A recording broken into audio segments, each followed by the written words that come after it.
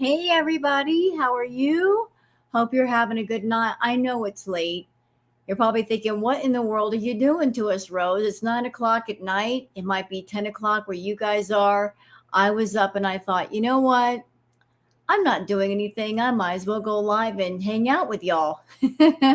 Hello, Yada, Coco, Vanilla Frappe, Brandy, Agnes, everybody coming in. Did I forget anybody? Yeah, good evening, everyone. Good evening. So I thought, you know what? I was watching Foodie earlier.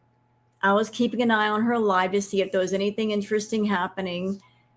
There wasn't. I literally kept popping in and out of uh, Chantal Gucci's chat to see what Chantal was doing.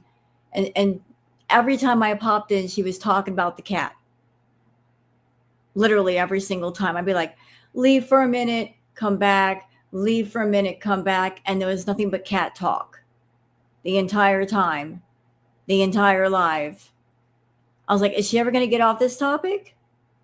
And then she started talking about stuff from her childhood. I'm like, so I guess this is it? This is all we're working with? Yeah, exactly. Blah. That's what I said, Pauline. I said blah. Foodie's really not giving anybody anything anymore.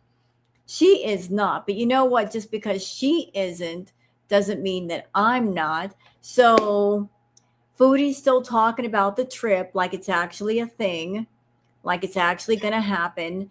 So considering that she is still stuck on this trip situation, I thought, wouldn't it just be great to spotlight more of the just outstanding chemistry between her and Salah?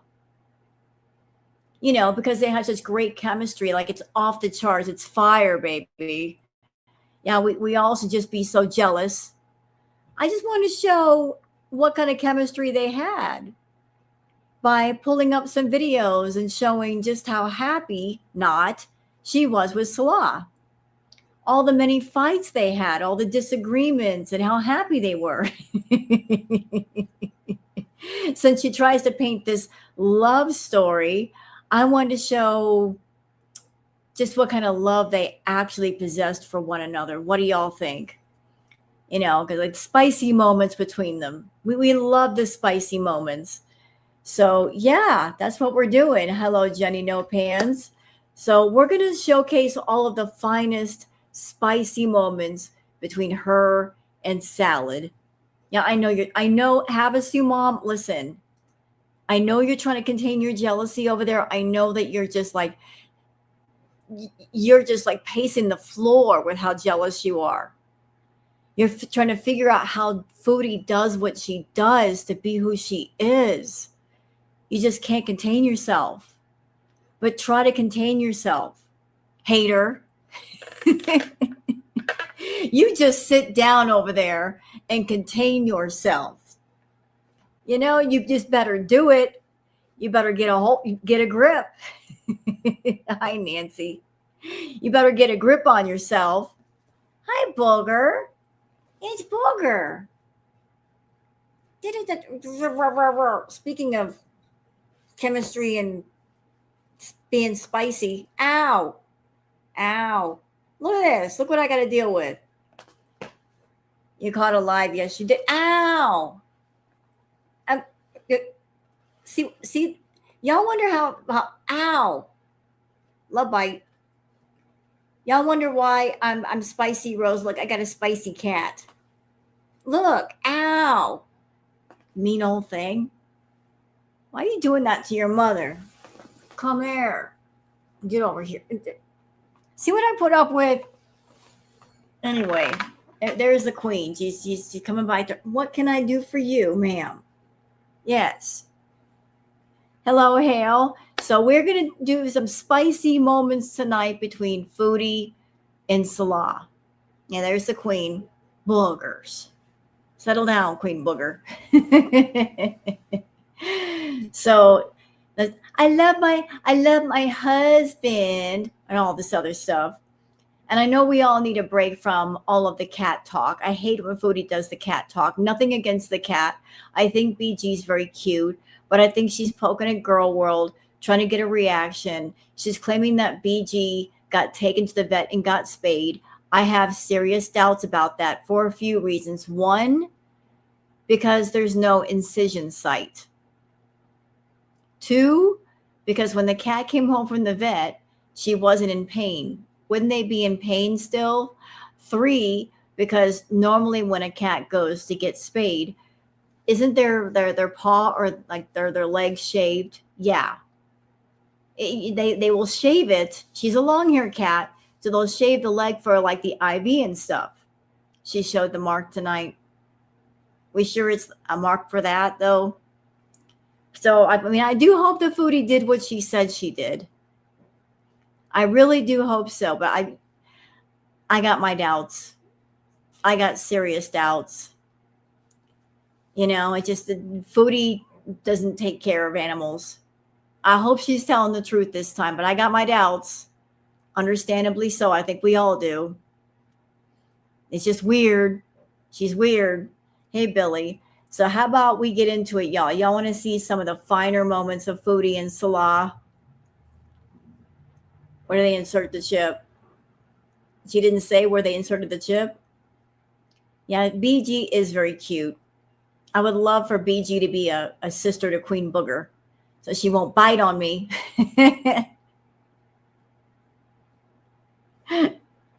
That way the two of them can play, so Booger has a playmate. All right, so let's get into it. I've got something pulled up. I've actually saved a few clips. So yeah, we are here to admire the amazing chemistry between Foodie and Salah.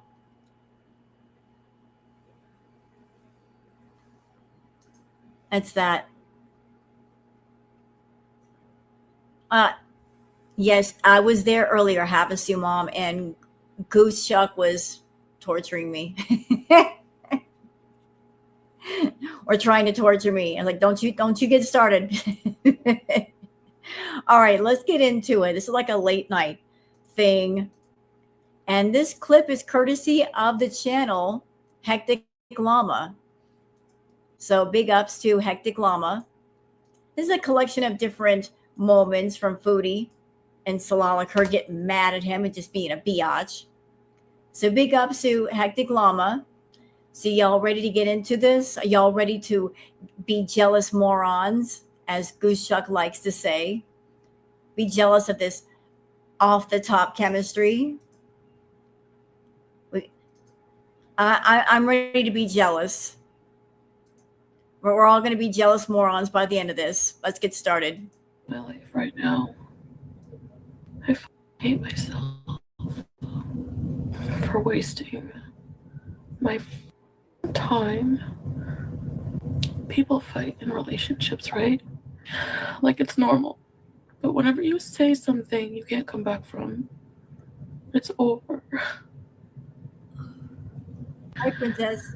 There's some things you can understand somebody saying. But when you're mad at someone and you tell them that you don't love them anymore, you can't go back from that. You just can't. If he doesn't love me after one fight, he never did. Yeah, I remember this fight this night. It sounded like they were done, but the very next day they were back on. So everybody was speculating that it was just performative. She was just performing for the camera. She had no intention of letting him go. How can you go from being so in love with somebody 1 minute and then the next minute you don't love them? No, it was fake. It was all fake. I hate my life. Sorry, I have someone messaging me. No. I refuse to listen to that panel. I'm not listening to it. I'll listen to it after. So, no. I'm not listening to it. Okay. Ooh, I remember this night too. This was the night that Murad went on a panel with Allah. And Allah got on panel with Murad, and they were basically saying, that this whole thing with Foodie and Salah was supposed to be like a year project, tops. Just for a year. That the whole relationship was fake. It was basically like a project. It was not a real marriage. They were letting some stuff out. So Salah's busy with Murad on the he's like worried he's not here to support me. Don't worry about it. Worry on this crappy panel right now, okay? And worry about your friend, but I just can't listen to Skinny Queen and Farida hacking. I can't. I will become murderous. Okay? So if you don't want me to murder people and you want me to stay married to you and not go to prison, then this has to happen this way. All right. Thank you, Mom. Okay. So why would I want to be in part of a world where you have freedom of speech, but that speech is used to destroy people's psyche? Like, why? No. Mm-mm. Never. Anyway, that's it. So, I'm just very emotional right now. Girl, you're always emotional. I hate to break it to you, but you're always emotional. That's part of your problem. You're always emotional and you depend your emotions on other people. You put the weight of your emotions on other people. Your moods depend on other people. You being happy depends on other people. If you're sad, depends on other people. That's the problem. The other person, whoever that is, they are not allowed to have a life because they got to keep holding you up. And believe me, that's a big job. So you didn't miss much, Cookie. We just got started. I don't know where Salah is.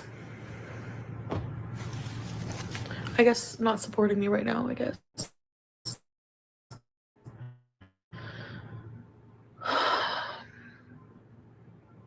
Is that your problem? I don't love windows, okay? I'm a depressed person. I have anxiety. I like being in the dark most of the time. We have a window in the bedroom. I can go stick my head out and don't worry, my husband takes me out. Why is it someone's problem if I have windows or not? Who cares? I'm happy. You don't get to tell me if I'm happy or not. You know, you can't do that. Oh my gosh. He admitted it today. He was talking in a sexual way with Kay Bella. Why would I protect you when you've done nothing but kill me? Why the you? Oh, you know you can't talk. He cheated on me. Good, you deserve it. You deserve everything. You deserve more than that. Man, I'm done. I don't even believe in God right now. She's about to say it. I gave up my snacks for poo. Say it, Foodie. Say it.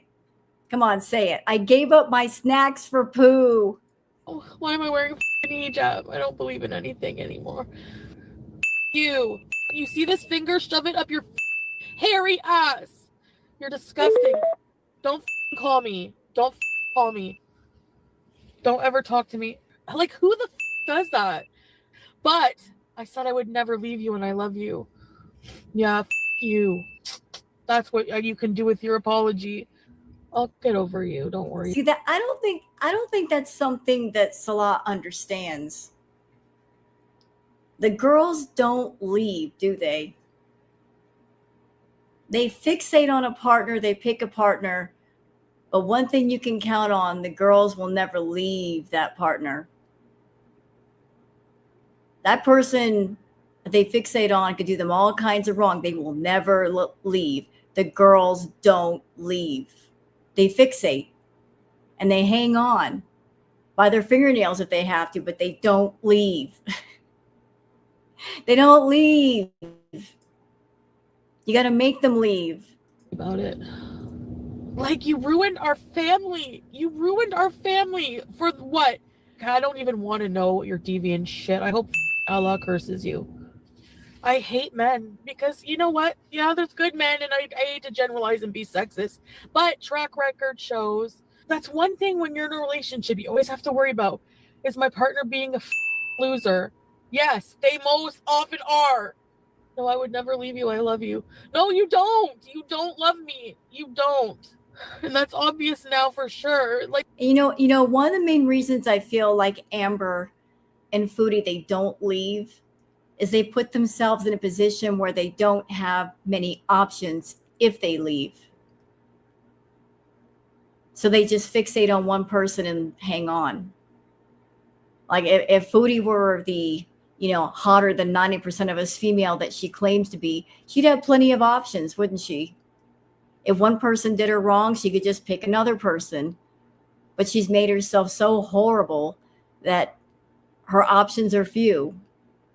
So she's going to hang on to a guy that clearly doesn't want her, clearly doesn't love her, and would rather that she did leave. He's got options. She doesn't. That's why the girls never leave, because they don't have options. It's a desperation move. people were right about you. That's the other worst part. Oh my god, you're an idiot. It's so over. This shit. I'm going to Cuba. Fucking you. And I'm farting on camera again. I don't give a shit what you say. He wanted to pee and poo on women? What? What the I gave my cats away for you. To move. You're more. I gave my cats away for poo is more the answer. I gave my cats away for poo. Worried about your reputation of you and your family. That I don't give a shit. Oh, it wasn't any video. It was just I don't even know what the I don't even want to know your deviant shit. I hope Allah curses you. If you fall out of love or whatever your issue is, be honest and just leave me. This man cheated with a beast. Can you imagine? You are ugly on top of that. So you. Like, you ruined her family for her? You're a piece of shit, and I hate you, and you deserve every bit of this rage up your ass. Yeah, and my husband fell for it. You know what? I'm auctioning my wedding ring. And I just want to bring this to everybody's attention. Right now, Ramadan is going on. I'm sure that he wasn't talking to her much before the start of Ramadan. He's going to be talking to her less now that Ramadan is happening, because I'm sure he's spending time with family and friends because of Ramadan. So expect that Foodie's going to fall more and more apart because of that. Because she's going to have less and less contact with Salah. So just keep an eye on her. Like she's got abandonment issues, and I'm sure she's always afraid of him ghosting her. So the less he talks to her, the more she's going to get triggered. Literally I hate you. I don't know you. How can I hate you? I don't even know you. You're a lie. But you know what the up thing is I loved him. I'm respectful of our privacy until you me over and ruin my life. Then you can go yourself. That's on you. It can't be the same. How the dude? I don't even know him. No, I didn't let him poop and pee on me. What the He asked her to fly to Kuwait before you got back. Are you serious? Oh. Yep, and that's the part that you like to jump over. You like to jump over that part. You try to paint this picture of all he wanted from Kai Bella was some kind of sexy talk. But if all he wanted was some sexy talk, why was he asking her to come to the Middle East?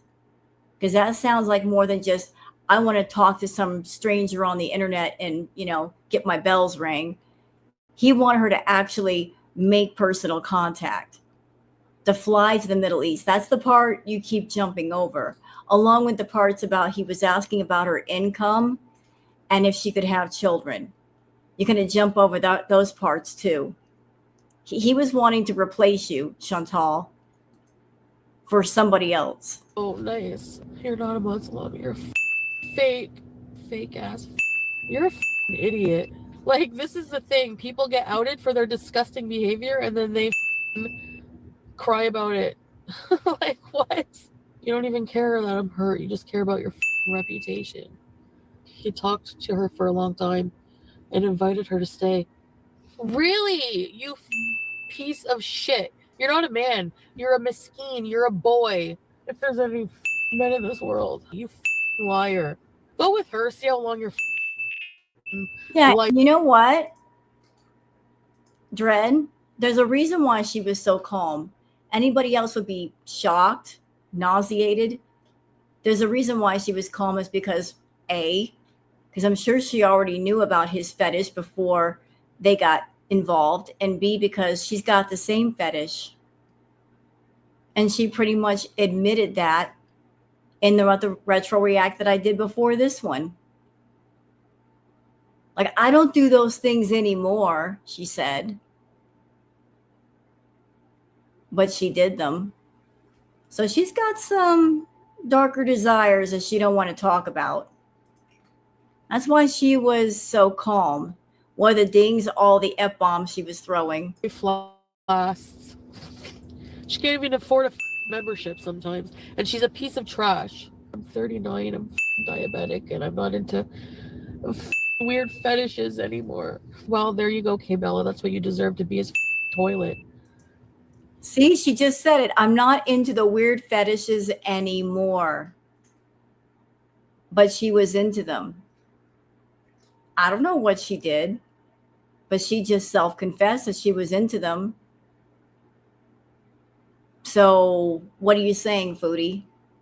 That you had unusual fetishes and you were aware that he had unusual fetishes, and that's why it's not so shocking now?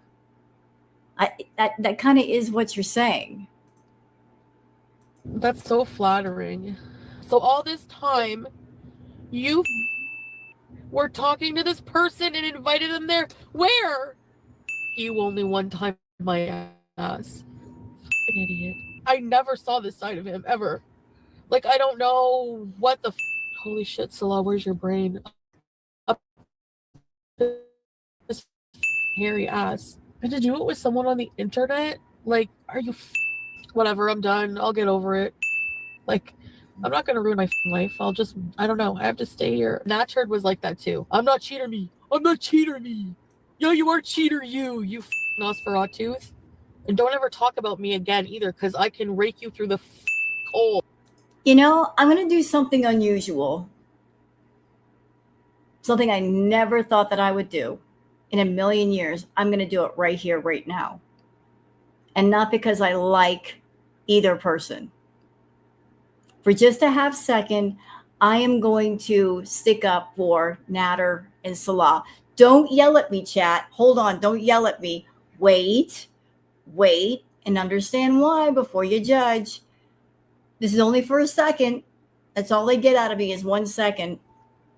I'm sticking up for both men just because you can't claim cheating if you are not in a committed relationship. If they have not committed themselves to you, if it's just a business relationship, it's not a real monogamous relationship.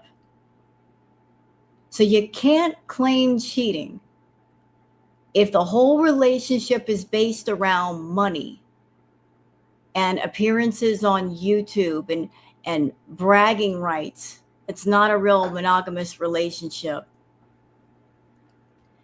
So your claim that both men cheated on you, but you weren't in a real monogamous relationship with either one. It was strictly business. You paid Nader for services rendered, for being on your channel, for having the right to talk about him, and you made a crap ton of money because of Nader, didn't you? Yes, you did. I mean, let's be real. Kraken Olympics was your monetary high point, but also your personal low point at the same time. So you made a lot of money because of Nader. Like, you and Nader brought the drama, and the drama brought the money. And Salah, that was strictly a contract arrangement, a business deal.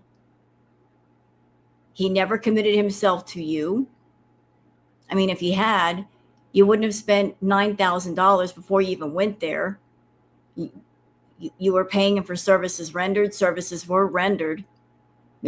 You wanted more than what the contract stated. You never got it. You just used the money to get your foot in the door, same as you did with Natter. You thought, oh, if I make this business deal with this person, it'll lead to real feelings and a real relationship, and you failed both times. You thought somewhere along the way they'd fall in love with you. Neither one of them did. But you try to talk to your audience like you guys were in a real relationship and he really cared. Neither man cared. So as far as sticking up for Natter and Salah, that's as far as I'm going to go. But you can't say somebody cheated if they were never really committed in the first place. Oh yeah, I was talking to Pete this whole time, and I hung out with him yesterday, so you. But he's the only person I trust with my life. I mean, how are you gonna say, oh, you're outing me?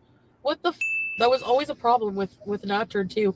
He always wanted me to lie to cover his ass, and I hated anything anytime I had to do it. I'll just end with saying I hate your guts. You're such a so now you're free to talk to all the dirty whores you want in your chat, just like with what's his face.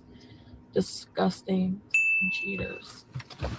I never saw this side of him, this nasty side. It was totally hidden.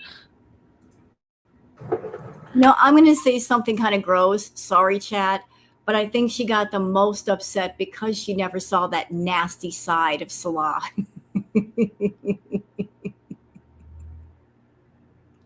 I think she was most upset because she never saw that nasty side of Salah. He never revealed it to her. He never shared that with her. You know she was mad. You know she was thinking, I'm a dirty freak. Why aren't you coming to me with all that stuff? You know I'll get down like that. He was going to everybody else but her. I'm moving back home. I'm gonna be on my own. I'm gonna be like single, and I'm like we're separating. The most tragic thing, I think the thing that like hurts me the most about ending something like this is when you think you're living something that you're not. I'm better off alone, honestly. I'm better off alone. I have a lot of work to do on myself. And, you know, I'm like 40 and I have a lot of health issues and I just want to be in peace, like to deal with things, you know, without any kind of pressures. I'm not married, there's nothing. Paulina, how many times have they separated? To be honest with you, I never kept count. But how many times did she threaten Canada? Did she ever bring up Canada whenever she was mad at him? Gosh, so many times. They would get into an argument and she would use her little ace in the hole of like, well, I'll just go back to Canada. I can just go back to Canada. She'd always bring that up. I could just go back to Canada. I don't need to be here. You know, trying to hold that over his head.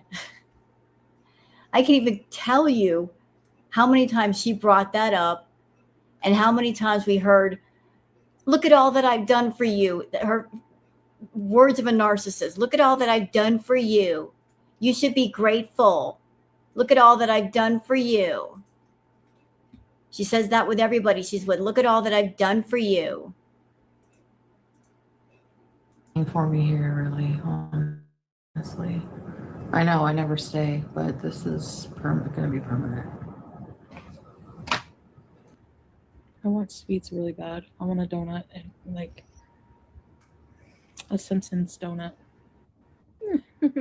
Oh boy, I remember this night. She had an entire hissy fit over a donut. She's about to act like a child over a doggone donut.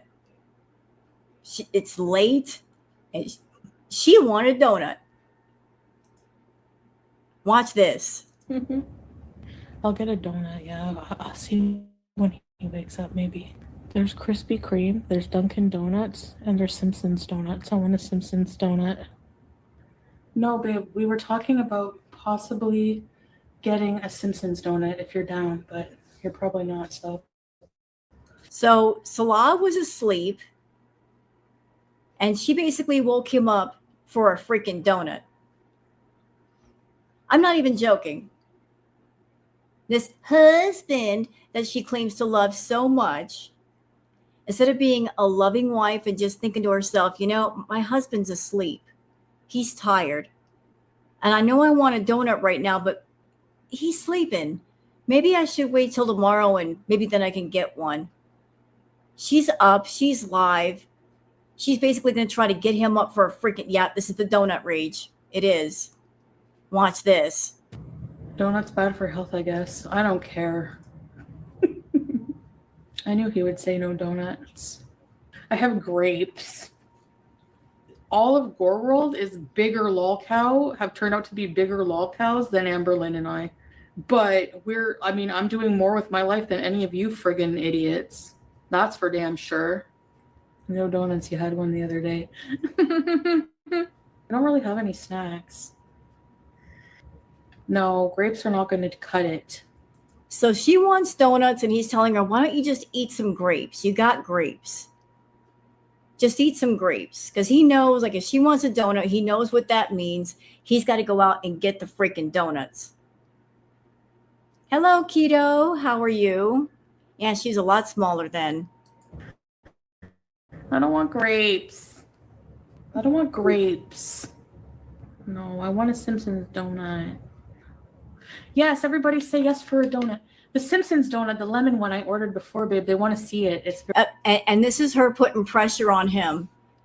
So he's in the chat. He's saying no donut tonight. And now she's trying to use her own chat, her own beezers to get her way. Everybody put a 1 in the chat. Say, yes, you want me to eat a donut. So she has a partner that she claims that she cares about. And rather than say, you know what, you're my husband. I know you're tired. You don't want to go out. I'm going to leave it alone.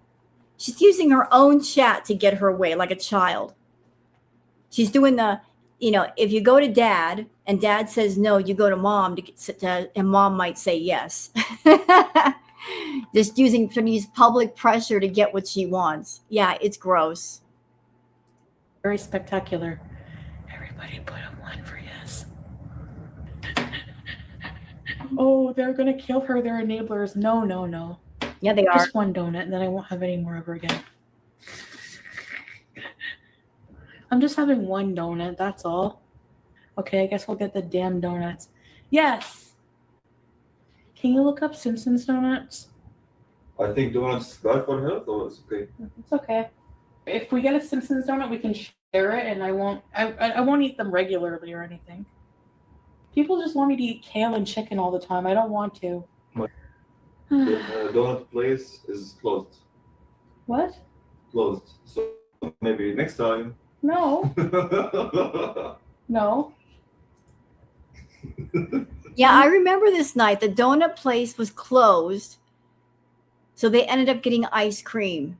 And it was a whole thing. She was having a fit because she couldn't get a Simpsons donut. And by the way, guys, some of the Simpsons donuts are about like this. I kid you not. They're huge. So she wanted a Simpsons donut the size of her head. And the donut place was closed. So they ended up getting ice cream. Yeah, the worst thing you could say to Foodie is no. Yeah, because she's not going to leave you alone until she gets something. But yeah, she pitched an entire fit for a freaking donut. I would have told her where to stick that donut. Where's the other phone? I want to look up the choices. Can I see? One donut will be okay. Yeah. Depends on the size. Just let me see. Stop being my parents. I can do what I want at 40. I'm not going to live a life of only healthy food. I'll just croak. I don't care. There's no way. Yep. And see, this is not the first time she said that. Even back in the Canadian Villa days, she said, I'm going to eat until I die. And I believe her. I really do. Like, I don't think she wants to get over her addictions. She just wants to keep going until her body can't go anymore. Like, she has no intention of stopping or changing. She just doesn't want to hear the word no.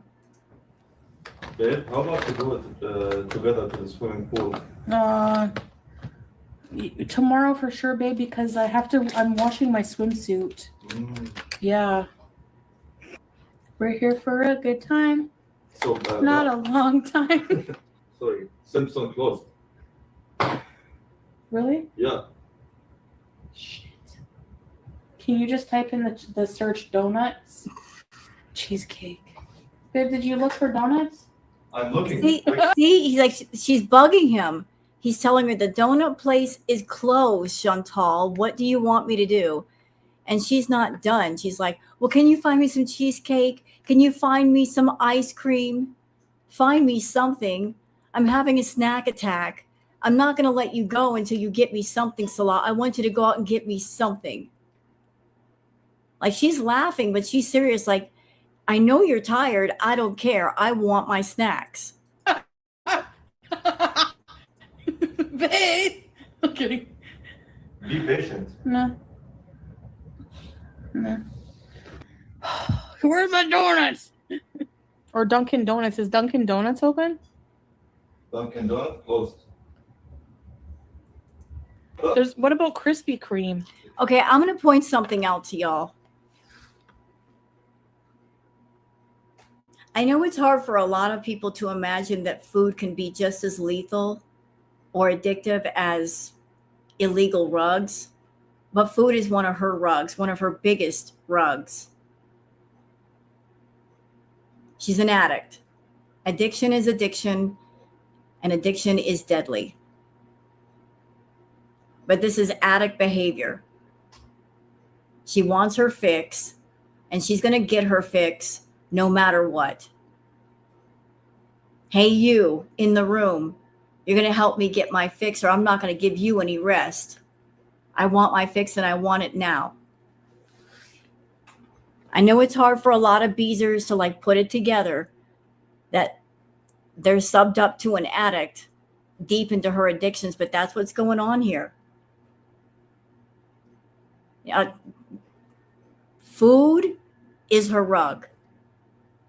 And just because it's legal doesn't make it any less deadly. She's an addict of a different kind, but she's still an addict. And it's right here on display, right in front of you. Closed, babe.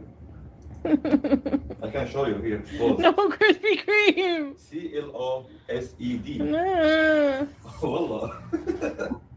I hate 1:30 in the morning. Tracy and Melanie, they are saying it's a sign. No, it's not. We need desserts. Or just don't get any sweets. No. You got my hopes up. Tim Hortons closed. Krispy Kreme closed. Dunkin' Donuts closed. Simpson closed. Dino and Cristo and Molten Cookies all closed. We don't have a Dairy Queen. I'm going to transform into my true form now. Right, babe? What about ice cream? Ice cream? Yeah. What about a healthy ice cream like gelato? Okay. Sad life. Go eat your boiled chicken and kale and get out of here, Penny. Buster 2, Cheese Toast 2, Gemini 2, Trolls. Cassandra 2. Yeah, can you guys imagine? Can you imagine that if Salah went on a vacation with this woman, what she'd be putting him through? Can you just imagine if he actually met up with her in Malaysia or anywhere? This is what he'd be going through day after day, night after night. Because her addiction is nonstop. There is no point you can relax and rest. There'd be no point in the vacation where he could just go off and do his own thing away from her. He would basically be held hostage in that room, just keeping her fed. Yeah, you know what, Paulina? That's YouTube. That's YouTube doing that. They have like little filters. Like I'm not doing it. You see my hands right here? I'm not even touching the chat. They got a problem with certain words. Anyway, so like, if he went on vacation, this is what he'd be doing with her. Hence the reason why I don't think there's going to be a vacation, because it wouldn't be a vacation for him. It wouldn't even be a vacation for her. She'd just be sitting in the room eating. All she wants is to be alone with him. She wants him away from his family, where she can just maybe blackmail or threaten or say, hey, now that I'm here, take me back to Syria with you. She just wants to get him alone. Babe, they're trolls. No, they're all. Penny May's a hater. Boobies too. Boobies is a hater. Okay, wait. They're haters. Sad. You never crave something sweet? Give me a break. You friggin' hypocrite. Whatever. They're probably eating sweets while they're on here saying that. Is that noise? I would never get here. Thanks, babe. It's all right. Enjoy it, honey. Enjoy it. Yalla. I think I'll have to do any walking in the house. Like walking in place, because I need AC. You find it hot? No, at all. Yeah, but you're not in a hijab and you're wearing short sleeve. I don't know, it's really hot. It's like, I don't know. The temperature is 38 Celsius now. 38 Celsius. So many birds here. Yeah. And the palm tree.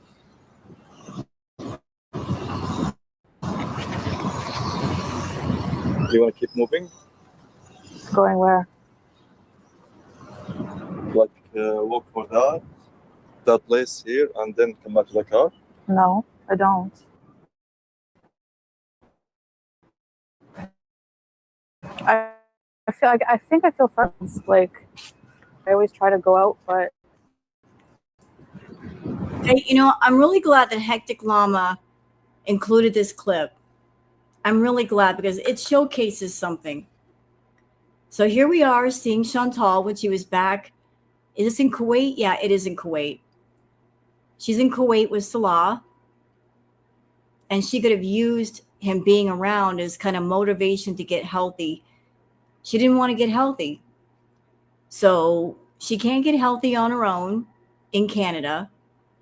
And yet when she's got someone living with her or acting as her partner or accomplice, she can't get healthy then either. Like when she's alone, she just does what she wants to do. But if there's somebody there, there's no motivation to get healthy either. It's just not present. She doesn't want to be around someone and get healthy. She just wants someone around that she can boss around and treat like a servant. It's about power. She wants power over someone. When she's alone, she doesn't have power over anybody, and she's got to do for herself. She wants to be the boss. She wants to boss somebody about. You know what? I don't think that they're going on this vacation either. I'm going to keep it real with y'all. I think that Foodie lives in a fantasy world of delusion. And she did make an interesting comment. She said that she has to trick her brain in order to get things done. So maybe the delusions and the fantasy and the thought of going on the trip is a sort of a way to trick her brain to do things. Like if she is believing that there's going to be a trip, then she'll make certain changes or she'll do certain things. But I don't think they're really going, for a lot of reasons. Number one reason, because it would cost too much money to go, and she'd be the one paying.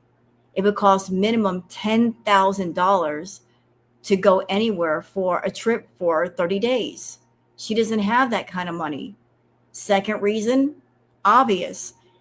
He's not going to want to go anywhere with her for a month. It would be absolutely miserable, and he knows it. He's already been through it. They went to Thailand, remember? But she's trying to keep herself happy by imagining that this trip is actually going to be a thing. And I think I know why, Foodie. I think if I figured it out. I think while you're in Canada, you're still running from the tax man. You got all kinds of problems, personal, maybe emotional, financial, and you're trying to find an escape.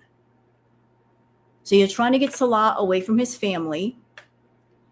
You're throwing everything you can on the table to tempt him to go on this trip.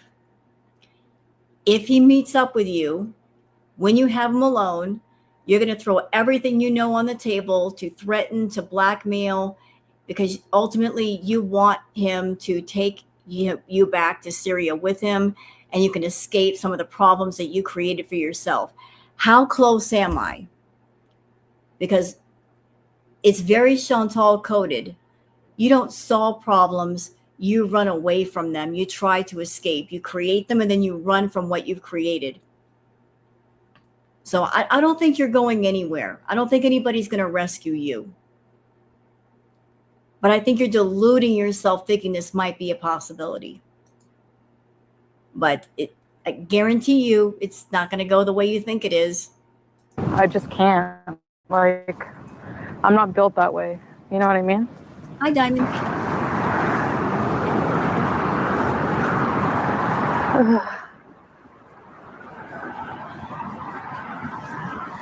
And babe, you can go get me a Oreo sugar-free Pepsi at the Bacala.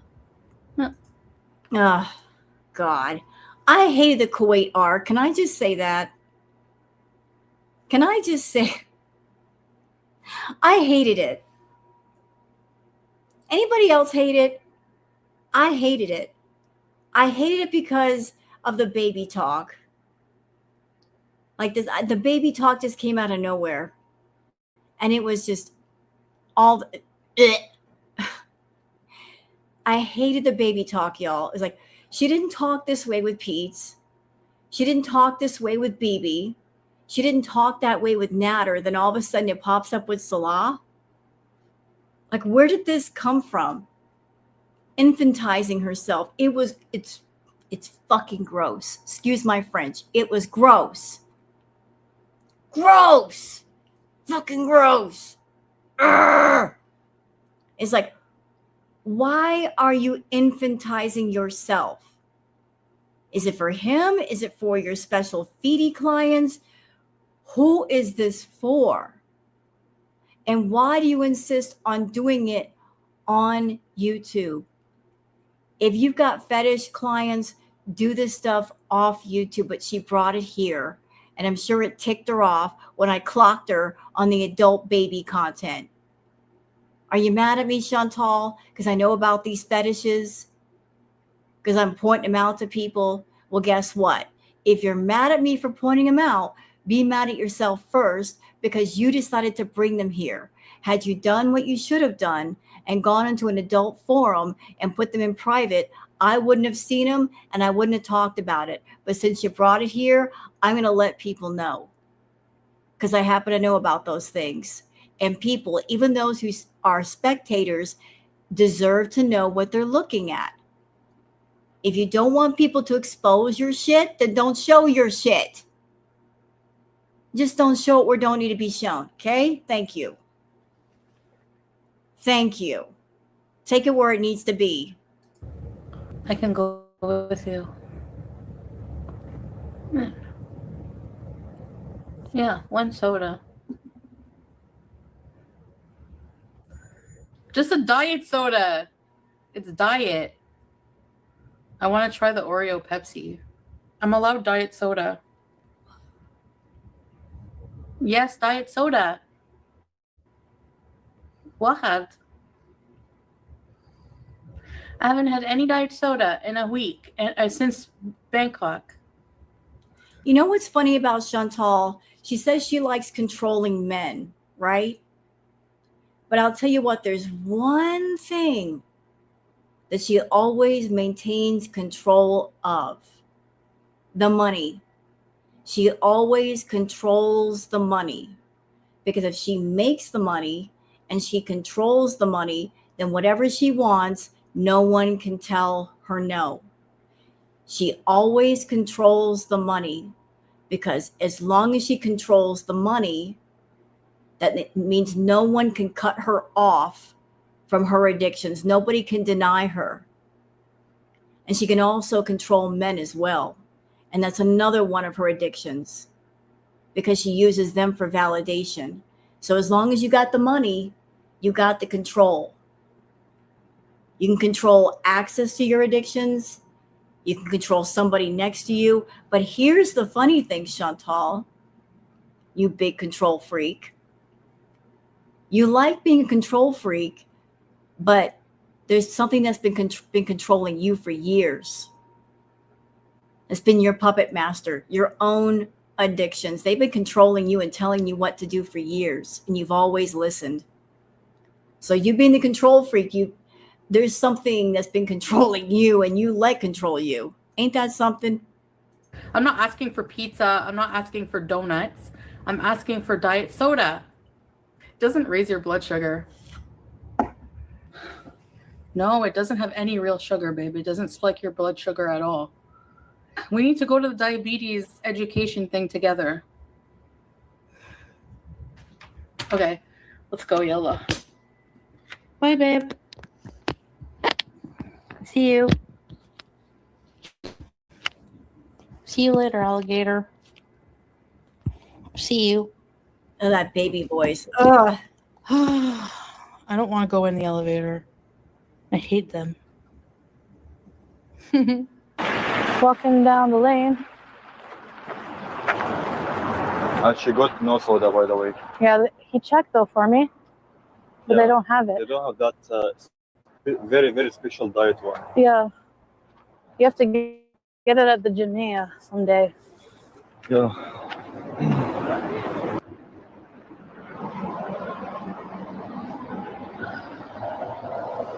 Yoga? Sick. Older footage of her being in Kuwait. Remember how she used to like pitch a fit if he tried to get her to walk down the beach? And she was lighter here than she is now. Watching this now versus how she was then, that tells me that she had full capability to walk down that beach. Because look, like she walks down the gym now and she's much heavier. She walked down the gym without wobbles. But here she was less weight on her. Walking on the treadmill for 5 minutes, she would pitch a fit. Walking down the beach, pitch a fit.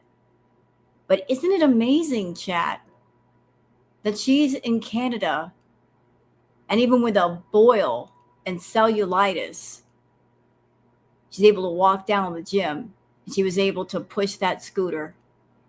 Huh. Isn't that weird? Even though she's heavier now, she's doing more. But when she weighed less, she did less. So she could do more here in this clip. And she was even playing football. So obviously you were faking it, Chantal. You just wanted sympathy and you wanted to annoy Salon. I'm sure you did annoy him. Just like take a look on the beach and come back. The breeze of the beach here. I thought I was gonna puke. Maybe you need a cold water? I have. Not now. Oh, shut up. I hate when people show off with their cars like that. Stupids. Get a new muffler. This is a breathtaking beach. You can't even see it. Yeah, it's dark here and there's no lights, you know. I don't want to walk in the sand. I don't want the splash on me. Spotlight. This is real smart. There's nowhere to sit here for a break. Where can I sit? Nowhere. Maybe on the sand? And this is just a glimpse of the attitude that she'd be giving him if she went to Malaysia with him.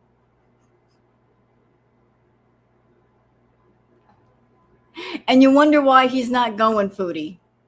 You wonder why he's telling you no or he's not talking to you. Oh, it's dirty. Okay, here. Fufu Egg said she's allergic to fresh air. Yeah. I had an allergic reaction to exercise. Okay, let's walk back. You want to? Yeah. Okay, No, I'm not walking on the beach. No. I know. We go back. Babe, you're gonna have to eat veggies in this, okay? Because spaghetti without veggies, big pieces of mushroom. Gonna put more. I love mushrooms, so.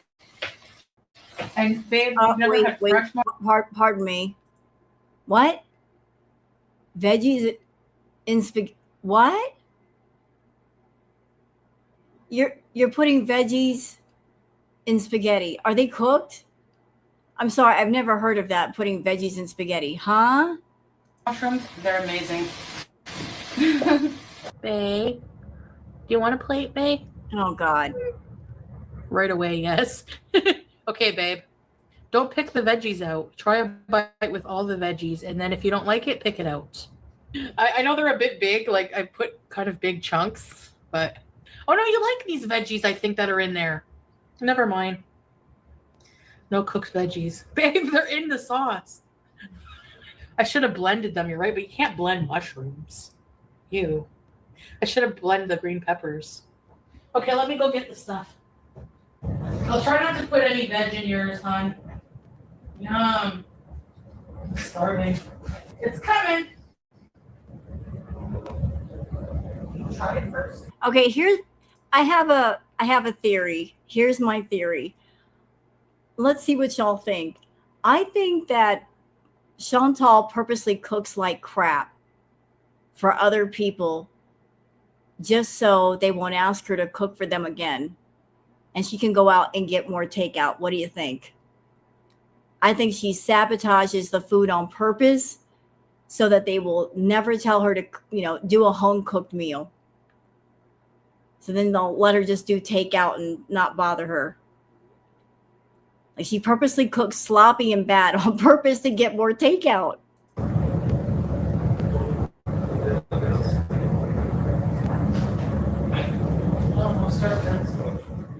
Ooh. Okay, so I'll just put this away then. I don't know.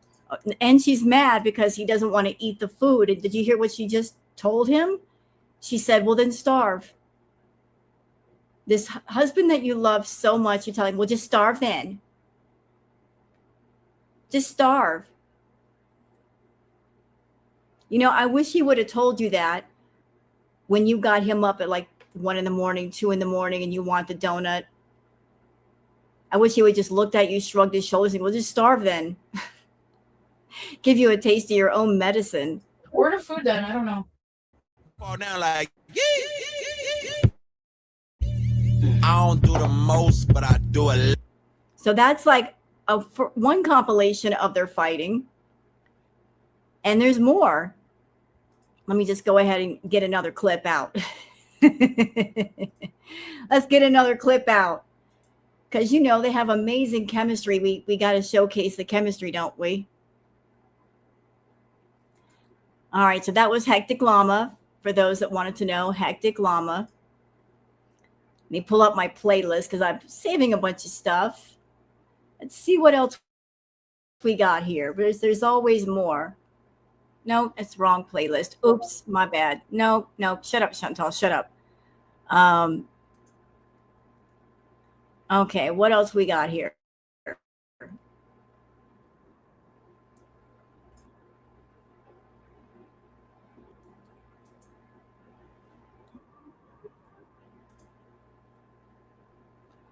All right, there we go. Just setting it up now. Yeah, the chemistry. I just want to admire the natural chemistry. And this is also from, is this the same one?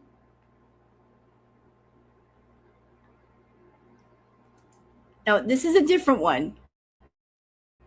Also from Hectic Mama. Sorry, I screwed up. My bad.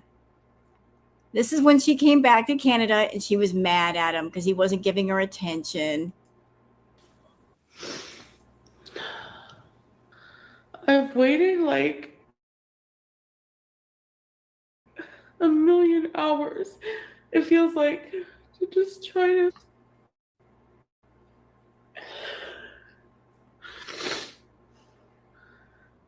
It's too early for this shit. Nothing's wrong. Just another day of realizing I'm just completely and utterly alone. I can't sleep. I can hardly eat. Stop the cap. So y'all just saw what she's like when he's around. And now we're seeing this is what happens when he leaves her alone. So when they're around each other, they fight. And she gets mad at him to go get my stuff, or I'm going to get mad at you. Or even if you're here and you're annoying to me, I'm going to roll my eyes. But this is what happens when you leave Chantal alone. You know, you can't leave her alone. So there's no happy place if you're next to her, and unless you're going to get her food, she's going to be unhappy with you. But if you leave her alone, then she's going to get mad. And y'all, give me just a second. I need some more water. One moment. I'll be right back.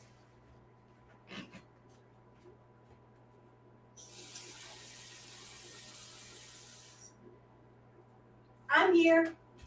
I'm just thirsty. And I can drink my water. I don't have to eat my water. I can actually drink it. But back to Foodie being Foodie. I don't know if I've like actually ever felt this bad in my entire life. No, maybe Tracy, but they don't live in the same town, which I should have moved somewhere in Cornwall, but I thought that would be depressing because that would probably feel a million. Enjoy doing anything, going to sit at a cafe by myself. And that is disturbing. Here we have a 41, 42-year-old woman. She does not know how to be alone. She does not know how to spend her time alone and keep herself busy. She needs someone around to fixate on and to basically entertain her 24/7. Do you see how this would drive another person insane? Like, I can't go anywhere. I can't do anything because you don't know how to cope with being alone. You can't cope with the thoughts in your own head for 5 minutes. Yeah, me too, Broasted. Like, I could sit in a coffee shop by myself. I could go to a bookstore by myself. I love bookstores. I especially love used bookstores. Like, I'm a nerd. Don't judge me. You want to get me excited?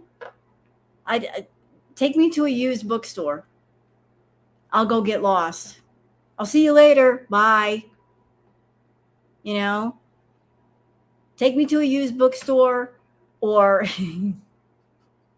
take me to like a computer store with all that sexy gaming equipment. Ooh, let me go look at all the computers and the mouses and all the gamer stuff. I'm like, ooh, this stuff is sexy. Yeah, boy.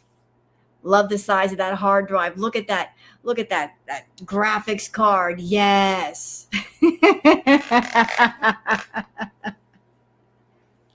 I'll go to a Goodwill.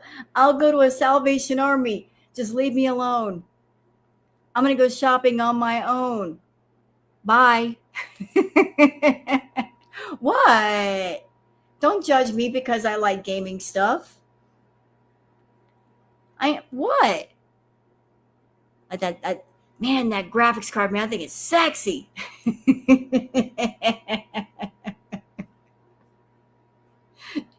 Dude, you got a tower that's water cooled? Yeah, boy, that's sensual. All that RAM. You got a terabyte of space? Ooh. You might as well just cue up the 1970s prawn music. Bow chicka wow wow.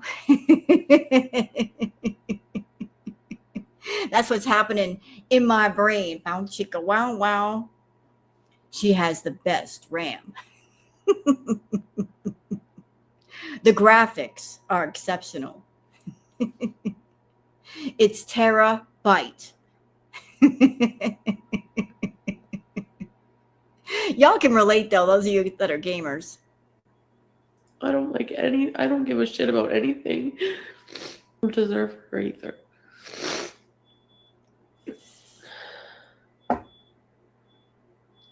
Even she's alone. I can't stand the quiet. Like, I can't sleep. I feel like I wake up in a panic. Like, I'm suffocating. I'm just feeling sorry for myself, I guess. He'll answer me like admittedly. And I know he doesn't owe me anything. We're not technically married. Boom! Y'all hear that? Did you catch that? What did she just say? What did she say? She said, technically, we're not married. She just said it. Technically, we are not married, which means you were never married, which also means that if he were talking to other women, if he wanted to be with other women, he was still technically single because you guys were never technically married. So there was no cheating, which means all the outrage over the Red Room picture, over Kai Bella, over this, over that. You had no reason to rage, did you? Because you weren't technically married. Because either you are married or you're not. You're either in a relationship committed or you're not. So if you're not committed, then the person is still technically single and they can see exactly who they want to see and they can do what they want to do, and you really can't scream about it. It sounds like that you were laying claim to somebody that you had no right to claim. You were kind of claiming them against their will by claiming to the general public that we're married when you just said we're not technically married. Right? Right. And another thing, Foodie, and this is an important point. Lean in and listen, stupid. Unless a man or a woman, depending on who you want to be with, if it's not in here with them, then it ain't at all. If they don't see you and feel you in their heart as their partner, as their girlfriend, as their wife, then you ain't. Okay? Trying to force someone to say I love you or to love you does not make it actually happen. It's got to be in them, not forced, not pressured, not poked. They got to feel it for real themselves, because it's just how that's just how they feel. You know, like if you got to, like, there are people out there that try to force other people into relationships. They want to push things forward. Like, am I your girlfriend or not? Am I your boyfriend or not?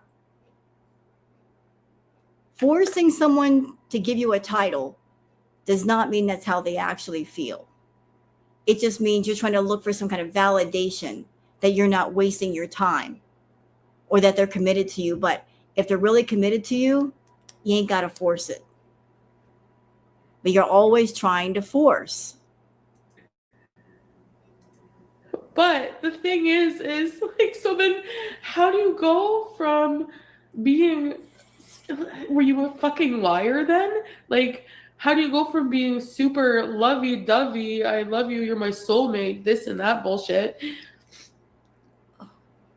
to me, like, seeing me like this and you don't even care? Like, I don't know. He probably thinks this is all drama, like me being upset. Like, I think it's pretty normal. And like, I hate more than anything that I'm like hurt. Or maybe he was just smart about it. Like, you know, or maybe his dad was smart. Like, he knows he's going to be going through depression where he's like ultra vulnerable. You know what, Foodie? Again, I hate sticking up for people I don't like, but right is right and wrong is wrong. 3 years he had to deal with you. 3 years. 3 years, girl. 3. He put up with you nonstop for 3 years. So yeah, when you go back to Canada, he's going to do some things that maybe he couldn't do while you were there. Talk to friends, family, hang out with them, you know, breathe a little bit. He couldn't breathe while he was around you because every time you walked in the room, you sucked all the oxygen out. You were suffocating. In order for him to breathe, he had to get away from you. So, like, if you're with a suffocating person and they leave, then you're going to enjoy the freedom to breathe without any kind of pressure. Yeah, they had a go away party. Not a going away party, a go away party. Because the night before his dad flew in, he was like, I flew out. He was home alone that night. He messaged me, it feels like there's no light in the house without you. It's awful. I'm so lonely. The next day his dad comes in and he basically. And by the way, how do we know he actually said this? Oh, it doesn't feel right without you.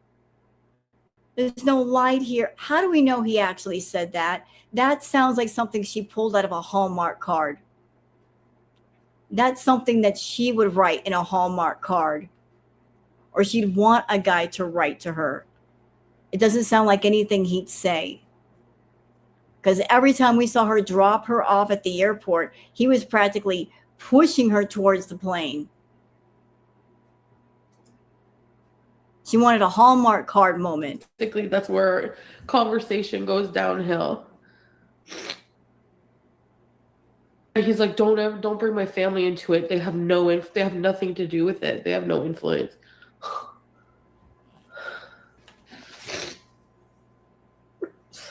Like, just be honest with me. I hate dishonest people.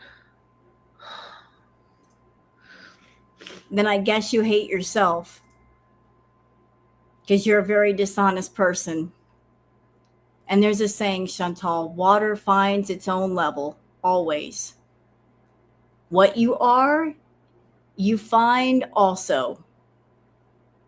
You're a lying, manipulating, power-hungry, controlling scumbag. Water finds its own level. So does toxic waste. You found exactly what you were looking for. And it was a lot like you. You're not happy with what you bought? You paid for it. You wanted it. You pursued it. And you got it. So you're not happy with it? It's not bringing you happiness the way you thought it would? Man, that just sucks. Chantal, you're the only person I know in history that would pay thousands of dollars for rotten produce. Girl, you're doing your shopping all wrong. You're walking in the produce section, getting rotten salad and a rotten green bean and paying thousands of dollars for rotten vegetables. Things that other people would put in the compost pile, you pay thousands for and you fall in love with. That's the biggest joke of all time. It's just about finding another man or woman, it's like, sure, there's millions of people, but those people are not you. Like, all of that time you spend together with, like, having feelings for each other, having chemistry. And I know trolls and haters, and they're all like, oh, see, it's never real. Like, it makes me wonder, because, like, honestly, you're so fucking heartless. Maybe I'm grieving the person I thought, like, just admit it then. Like, why lie? Like, why be cruel? And, like, Figure. You know what I think, Chantal? I think you and Salah are in a bit of a standoff. Like, you're here and he's here. You're both in a bit of a awkward standoff. He wants you to let him go quietly. When you came back to Canada, I'm sure he was hoping that you would find a life in Canada, find your happiness, maybe be with Nader, and quietly let him go. And there would be no hassle, there'd be no fuss, there'd be no fighting, there'd be no tea spilled, nothing. You wouldn't get mad and go off on him. He was just hoping that you would let him go, that you would just detach yourself. And you, on your end, you were hoping either at some point you get back together with Salah, that he would miss you and your money and invite you back, or maybe you were also hoping the other side. You're waiting for him to drop the T and go off on you first. You want him to go first. You don't want to be the one to go first, because you know if you go first, then any delusions and fantasy of getting back together with him, that's cut off. So you want him to go first with getting mad at you and popping off on you, because if he does that, then you can play the victim card. Look at all that I've done for him, and he's going off on me, and blah, blah, blah. You want to play the victim. And you can't play the victim if you go off on him first. So you're waiting for him to do it. You want to play the victim, like, I was so wronged. He's doing me so dirty. You'll get aggravated and you'll go off on him a little bit, but you won't go all the way, because you want him to go first, don't you? You want him to be the one to let you go so that you have a reason to go off on him and play victim. I loved him so much. Look at all that I've done for him. And yet you're both in this awkward standoff where it's like, who's going to take the first step? Is it going to be him, or is it going to be you? But neither one of you will do it, because he doesn't want to cut off the money that you're sending him. And you don't want to let go of him, because you know he's the last one in line. There's no one else that will replace him. So, like, you're both in this awkward standoff of, like, I don't want to make the first move. I don't want to be the one. I don't want to kick it all off. I hate that. Like, why string me along? Just tell me to fuck off. I would rather that than be, like, vague. A lot. I miss Sasa. Like, I miss that family sense of family that I was getting. I think some of his family probably doesn't want him with me at all. Some of his in loving towards me, mostly in Syria. I don't know how his dad feels. He was really nice, always nice to me, but I don't talk to him much. Like, now, of course, his family doesn't like you. I mean, your own family doesn't like you. So if your own blood doesn't like you because of the way you treated them, no, another family is not going to like you. Isn't that something? Two different families, neither one of them likes you. Why is that? How is it that two different families from two different places that don't know each other, they have the same feeling about you? Maybe the common denominator is you and the way you treat them. You treat people like crap. Of course they're not going to like you. Of course they're not going to want you around. You are a life force vampire. You suck the life out of people. That's why they don't like you. Like, if I was in his dad's shoes, yeah, I'd probably want my son to have children or whatever, or I probably wouldn't even give a fuck, honestly. Live how you want to live. I mean, you have other kids that are having kids. How many kids do you need to have? Like every single person in your family has to have kids for you to be happy. He always says it's not the kids, it's not marriage. I want to be single forever. Every time I talk to him. Yeah. You're stupid. You're so stupid. Your stupidity astounds me. He's a romance scammer. Knowing your insecurities and your jealousies and the fact that you can't have children, of course, he's going to tell you that to reassure you that he doesn't want kids. He's going to tell you what you want to hear so he can keep milking you for money, you big idiot. Read the room. Read the red room. Read the room. He's going to tell you what you want to hear to keep getting that money. That's what romance scammers do.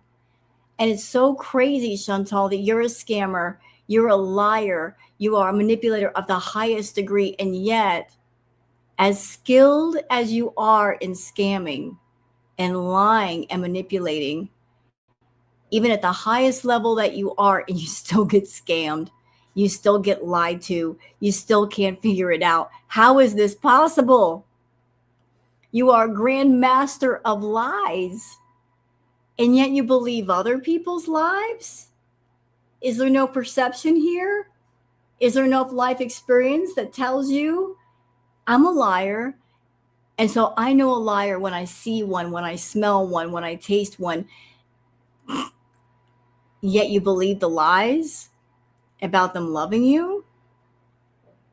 Looks like you need to go back to school, girl. You ain't learned.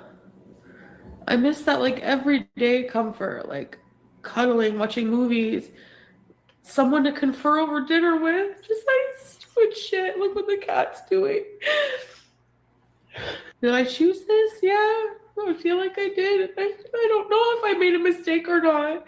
It's too early to tell. But like the way I'm feeling, like just feeling like shit.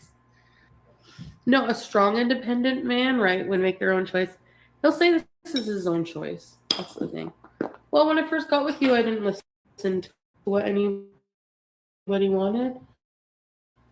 Okay, well,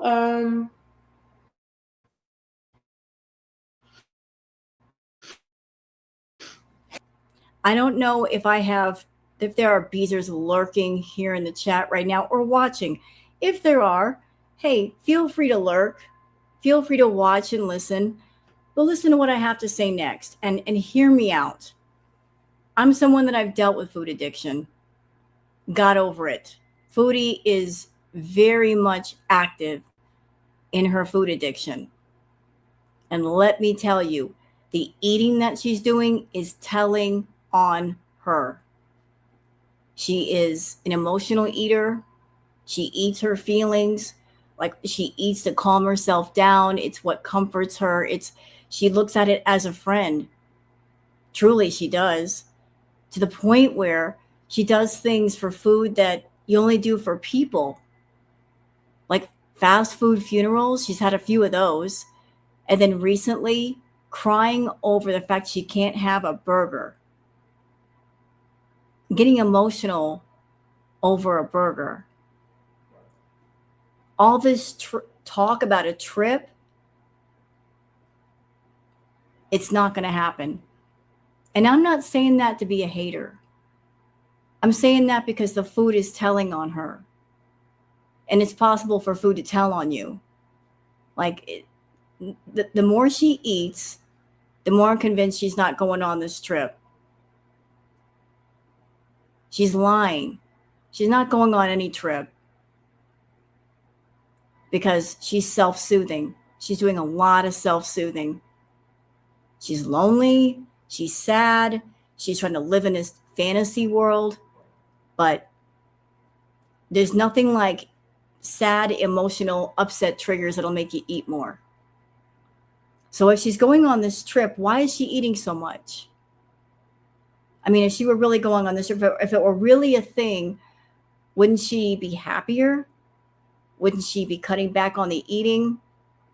I think so, but she's not. If anything, she's increasing. So even the eating is saying she's lying take it from somebody who's been there. She ain't going nowhere. She's just trying to trick her brain into thinking that this trip is going to happen when it's not going to happen. Absolutely not going to happen. No, I'm not saying that as a hater. I'm saying that as somebody who's been through food addiction and been in the throes of sadness, and that made me eat a lot. And she's in the throes of sadness and she's eating a lot, and it's only getting worse. That eating is telling on her. She ain't going nowhere, y'all. She just isn't. People cry about the same thing I'm crying about. I'm just joking. I know what you mean. This is too tight.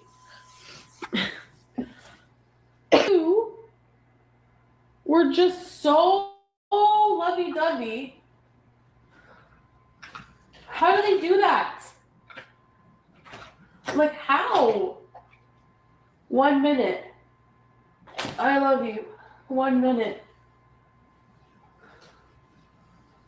I wish you the best. God, just move on with your life. And another thing, Foodie, maybe I'm wrong to say this, but I think when you came back to Canada, maybe the original plan was that you would have a second chance with Natter.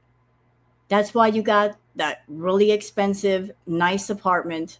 You made sure to situate the apartment near food, near a Walmart, near a food court.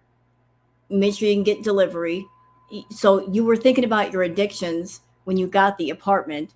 You wanted easy access to food, but also you got the apartment because I'm sure while you were in the Middle East, you were thinking about Natter and wanting a second chance with Natter, because let's be honest, Natter was the one that got away. And because he got away and you couldn't get him, you've always fixated on getting him. So you thought by getting a nice apartment, which was very similar to Dee Dee's condo, that maybe he would come visit and you guys would get a second chance somewhere. But it didn't work out, did it? So now that you're sure it's not working out, you're highly fixated on Salah again. How wrong am I? You always monkey bar between men, swinging from one to the other. Like in the playground on the monkey bar, you swing from one bar to the next. If one don't work out, let's go with another one. Let's fixate on Salah. If Natter wouldn't be in the picture, you wouldn't care about Salah. But you tried it with Natter. Remember, you got together with him and maybe the chemistry just wasn't there. Maybe he told you to F off. Maybe he reiterated, hey, this is a money relationship, and if you ain't got the money, I ain't got the time. So now you're putting all your hopes on Salah, trying to work your way into his life again. He's done with you. You're the only one that hasn't figured out yet. Where, if I hear that, just move on. How about you just eat a pile of crap? Just move on with your life. I don't know what I expect from Salah. How about acting like we were married for 3 years? How about some? But wait. Hold on. In the beginning of this stream, you clearly said we are not technically married. Y'all heard it. She said earlier, we are not technically married. Now she's saying, how about we were married for 3 years, but you started this stream saying we're not technically married, so you're not married. So if you're not technically married, why should he behave like you guys are married when you're not? I mean, make it make sense. Out of your own mouth, you said we're not technically married, which means you weren't married, which means you're single and he's single. You both can do what you want, whoever you like. But he's supposed to act like he's married when he's not? Huh? What? Liar says what? So even though he's not technically married to you, he's not committed to you, you're still trying to claim ownership over him. You're trying to lay claim to somebody when you have no claim. You don't have the pink slip. You don't have the property deed, but yet you're walking on the property saying, this is mine, when you don't have a right to say that. So you want your cake and eat it too. Is that what you're saying? You want the ability to have the rights of a single woman, but also claim to be married when you want to. You want the benefits of both without being married. Now you're either married or you're not. It's just that simple. Right before Valentine's Day, she called herself a married woman, but here she is saying we're not technically married. So maybe I missed something. Did she fly off to some country and get married in secret? Did that happen? Because I think I missed that part. You know, I think I missed it. I could have sworn that I was watching and that never happened. Is this kind of secret marriage? How about some respect and dignity? How about that? He doesn't like, he'll go like. Now, there's been some whispers and rumors that one of the main reasons why she wants to go to Malaysia and stay for a month is because she wants him to get married for real. I think she might want to try to get married for real to Salah. Like, he's got to know she's got bad intentions, that her going on vacation is a dirty offer. And it is. It's a dirty offer because it's not just like, let's spend time together. She's got bad intentions. It's a dirty offer. She wants to get him alone and make that dirty offer.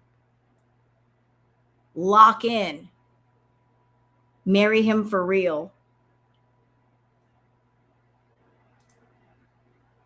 He'll message me a bit, and then it will be several hours, and then he'll message me, so, but not really like answer anything I'm saying, you know. Have my shit together, and all of the crummy people who I wasn't good enough for when I was at my worst, you can eat crap when I'm at my best. Because like when I was in Syria, yeah, I did feel that way. I did feel kind of like, I can't wait to get out of here. But at the same time, like, it felt homey to, right? Because I want to see in a few months' time. I hate seeing you high, and you know, you were almost nude on camera one day. He knew what I was like before I went to Kuwait. You know, Chantal, you are extremely effed up. And I forget who said it in my chat. I'd love to credit them. But somebody in my chat said it best. That Chantal wants Nader. And Foodie wants Salah. And I agree. I think that there are different parts of Chantal's personality, and they all want different things. And her trying to satisfy these different personalities and what they want, it has to be exhausting. If Foodie wants certain things, Chantal wants certain things, and she's trying to figure out a way to get everything, but there's no way to get everything. I think Foodie likes Syria, like being around Salah, but I think Chantal wanted Canada. I think Chantal's addictions liked Canada because they could get fed in Canada. They could not get properly fed in the Middle East. So if Foodie / Chantal goes to the Middle East, after a while, the addictions go, we're not getting fed the way we want to get fed. We want full control. So we're going to give you an itch to scratch, and in order to scratch it, you got to go back home. So there's this inner war between Foodie, Chantal, and the addictions. The addictions like Canada because they can make her go wild in Canada. They got full control. They didn't like the Middle East. They didn't like Salah because, you know, he got in the way of them being in control. So it was back and forth, back and forth, back and forth. I want to be with Salah. No, I don't. I want to be with Nader. No, I don't. I want to be alone. No, I don't. Back and forth, back and forth, back and forth. I want something, but once I get it, I'm not happy. So I'm going to go back to someplace else thinking I'm going to be happy. But then once I get there, I'm not happy. So then I go back to the original place, ping pong, back and forth, back and forth. Was he just hoping I would change? That's what I mean. His dad was smart. He knew when to swoop in right after I left, because when you're alone and you've just gone through it. Listen to you. You're over here talking about Salah's father like he's some sort of like villain. As soon as I left, he swooped in. Ma'am, you need to sit right down with your little sit down air and listen to me. Way before you came into Salah's life, there was his father. There was his family. What do you mean swoop in? That's his family. Just like you have your family. You're talking about Salah's father like he's some sort of mistress, some sort of woman, like, oh, he swooped in. That's his son. That's Salah's father. And any father is going to care for their child, no matter how old the child is. Do you understand that? You hate the family bond because you don't have a bond with your family. You are resentful of the family bond because it gets in the way of your lies, manipulation, and control. But listen to the disrespectful way you're talking about his father. Because you're self-absorbed. Like anything that threatens your control, you are resentful of. It fills you up, festers like a boil, and then it pops. And then you open your pie sucker and you let that resentment out. And it shows just how awful you are. Talking about a man's family, resentful of a father caring for his son. You don't hear yourself sometimes. His father swooped in. No, the father was being protective as any father would be protective. Sorry you don't understand that. Divorce, you're so vulnerable. Sad that night before his dad came. It's like the house is like there's no light. There's no light inside of it without you. How do you go from that to what in 3 days? I am high in that, I know, but like he has bad habits too. I'm not going to air them, but he has bad things about it. And I would quit. I would have like I want to quit, but it's like being here alone. It's so hard that like I just feel like the THC just like helps me. It masks anything, even though I know it's not helping in the long run. That part. The THC helps me. It masks everything. Notice what you just said, Chantal. It masks things. It hides them, but it doesn't solve them, does it? How much food have you stuck down your throat? How many rugs have you done? How many party favors have you done over the last 20, 30 years? Have any one of them helped your issues? No. And it's not going to help. You're going to eat all the nashies in Canada. Not going to solve your problems. Just puts them on pause. You're always running from things. You're always trying to escape from things. You're always masking things, but you don't deal with them properly. And then you wonder why your life is a mess. I think I understand why you want to be in the foodie beauty persona 24/7. Because as long as you're in the persona, you can avoid the problems of the person where they came from. As long as you're looking into that filtered image of yourself in your phone, you don't see what's behind you. Reality. You avoid reality.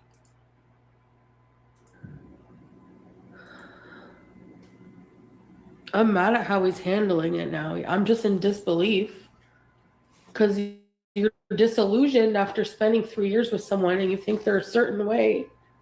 You're so little girlish. You hear what the words coming out of her mouth? Do you know what she's saying without saying, I'm over here and I'm alone and I'm miserable, so he should be miserable too? She's resentful and she's upset and she's angry that if she's alone, then if he's supposed to be sad too. How can he be happy without me? He should be crying on the phone to me too. I need his sadness. I need it for validation that he cared about me. That's what she's saying. I'm here in Canada. I'm alone. I'm sad. I'm miserable. So I expect that Salah's going to be miserable too. And she's mad that he's not. That he might be experiencing happiness and she's not experiencing happiness. And that's her fault because she's in Canada and she could be happy. She's literally choosing not to be happy though. So she wants everybody to be as sad as she is. Misery loves company. And they get mad when they don't have company, when they're all by themselves in their sadness. It's just, I'm just so pissed off in a lot of ways. The grief, it turns to anger, right? I might have been not very modest for most of my life, but anyway, fun is, I'm not giving him any money. He's not asking me for a cent. He didn't lie about medals. He has them. The best scammers don't ask for money. They're not stupid. They're not going to outright ask for money, but there's ways to ask for it without asking. There's all kinds of ways to get it without asking. You know that, Foodie. You do it all the time. You do it all the damn time. There's ways of asking and getting without asking. Lost the want to do any YouTube along the way. Like, screw this crap, you know? It's like, who cares about the haters at the end of the day and your reputation? Who gives a shit? Honestly, who cares? Like, it's the internet. Like, you know, we could have made more money doing couples videos. It wasn't like we weren't rich, but who knows? And I'm going to put something on blast. Hey, Foodie. I'm just going to put it out there. Look, we all know you're doing the Foodie content. We are all very much aware of it. I've been clocking you on that shit for years, bitch. And you know it. I've been calling it out for years. And I'm sure you hate me for it. That's fine. Hate me. But it's so obvious you're doing it now. You're not even trying to hide it. The laptop in the bedroom, the ring light in the bedroom, charging $250 on Cameo for business videos. Yeah, I bet. I bet I know what kind of business you're in. And hey, if you want to do that kind of content privately, I say knock yourself out. Do what you got to do. But I don't know why you just won't come out and admit that you do it. Because you got to know at some point it's going to come out. All the content that you've done, all the content you've been doing, it's going to come out eventually. So you might as well just admit it. Admit it. Just be honest about that. I mean, you're over there, you're on Kick and you're on Twitch and you're spending money like crazy. The money's coming from somewhere. We know you're doing it. I don't know why you keep lying about it. Just be honest. Be honest and just say it. That's the only thing left is for you to say it. We already know. We already know what's up. I've known for a while. But if you're going to go that far and like be obvious with it, then be all the way obvious. Just saying. If we kept working at it, it's like it makes more sense to do that than to worry about what you're going to do in Syria. I don't know. Like, whatever. And like Salah would get so mad when I would compliment Pete about anything friendship-wise. It's like, well, who's here for me now? Not you. You're not here for me. You're literally not even fucking thinking about me right now. Like, he's saying that the reason we've grown apart is our fighting was really bad lately. It is. Another day, another marriage down. Whatever.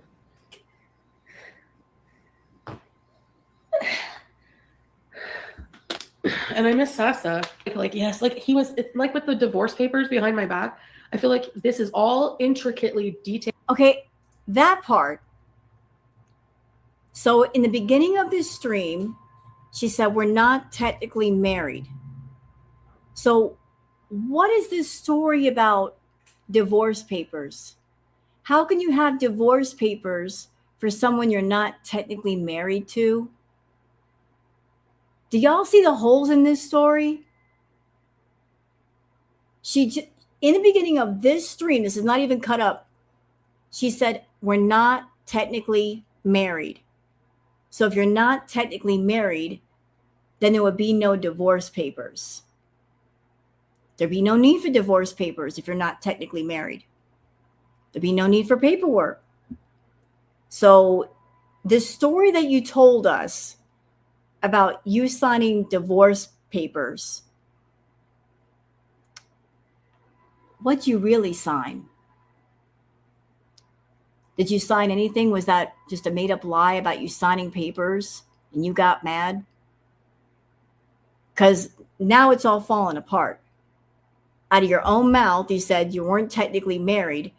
So why would they put divorce papers in front of you? What do you really sign, Foodie? Do you even know? Could you understand the paperwork? You can't get divorced if it's a fake marriage, if it's not a technical, recognized, legal marriage. Yeah, she didn't even know if he filed the papers or not. Again, it goes back to if you're not technically married, there's no need for paperwork, is there? So is this a case of Chantal, the person, the one personality, knows they're not married, and it's clashing with Foodie Beauty, another personality who wants to believe they really are married, and the stories are getting mixed up. And because of that, we're getting mixed up. What is going on here? And talked about with his family. And it's like, no, dude. I don't know how the women do that, man, with all the family, every single family member up their ass and around the corner. Like, what the fuck? I would go nuts, man. I wasn't like the most pious, like modest, devout. You know, I said fuck all the time and swore a lot, and which is not good for a woman. And just a few minutes ago, she was speaking against the family. I don't know how anybody can have family around all the time, up their butt and around the corner. Ooh, did you hear the resentment in her voice? Like, I don't know why the family had to be around all the time, because she wants Salah all to herself. She was resentful of the family's presence because the family being around threatened her control over Salah, her influence over Salah. She liked them being in Kuwait. When he was away from his family, she could boss him around all over the place and have him go out for donuts at like 2 a.m. Y'all saw how she was acting with the donuts. But in Syria, it was a whole different dynamic. Oh, when the family's around, I can't be bossy. I can't get away with it. She resented the family for changing the dynamic of things, the power plays. She wants him completely codependent on her. And when he was in Syria with his family, she couldn't do what she wanted to do. She couldn't force that codependency on him. Yep, I agree with that. And I'll even take it further. I feel that she got Julia, the cat, and even the hamsters as a means of creating like a different kind of family with Salah, since she couldn't baby trap him with a baby, using pets instead to create a family. But also she was doing that I just have to get into his house thing. That way, if she left Canada, she'd always have a reason to contact him and talk to him. You know, I'm going to leave something behind where he can't cut me off, he can't ghost me, and I can use it as kind of like something friendly sounding to where I have a reason to call him. She's using kind of a connecting point between him and her. You know, like it's like, because what else could it be? Like power and control. Using pets as power, control, and manipulation. You've got my cat. Don't you love the cat? I'm just calling about the cat. No. You're not really calling about the cat. You don't care about Julia. You're just acting like you care about Julia. It's not about Julia. It's about because you want to maintain a connection with Salah and you don't want to let go. And you're using the cat as a connection point to where he can't shut the door on you. I see you all the way over here, Foodie. To do. And their culture. Do you guys think that's suspicious? Like, I think that's weird. His father flying in right away. A few days before I was to travel, Salah was like, I'm going to go on the Madafa. I'm going to talk to my father on video, which he did sometimes. Came back. Oh, my father's thinking of coming to Syria at some point. I thought this would be like in the future. Nope. As they say in Arabic, ala tul, right away, as soon as I'm out of there. So either I'm like, are you getting remarried? But like, wouldn't he just tell me that? Like, why hide that from me? If I'm not giving him anything, like, what's the purpose? What does it matter? Like, just tell me you're getting married. You don't want to. Why? He doesn't care about my feelings. If he cared about my feelings, he wouldn't be doing what he's doing. Okay, I didn't purposely poop on the bed. So you're telling me that? Okay, shut up, Chantal. This comment. Thanks, Sugar. I agree, but I think she wants a new contract. I think he won't do it unless there's a guarantee he can get into Canada. But he can't get into Canada. He can't. And I'll tell you why. Because to get into Canada, he would need a sponsor. She can't be his sponsor. She's got bankruptcies on her record. And she can't prove an income where she can support him and her for the next several years. That's why. Because you got to do more than just get married to somebody. They have to have a sponsor. He wouldn't have a sponsor unless there's somebody that we don't know about that would say, yeah, I'll sponsor him. So she'd have to go in with somebody else to be the sponsor. And even then, they go through everything with a fine-tooth comb. You don't think Canada don't know that there are people trying to get into Canada using marriage? You don't think they're aware about scam marriages? Anybody who talked to Foodie and Salah would clearly see there's no real couple energy.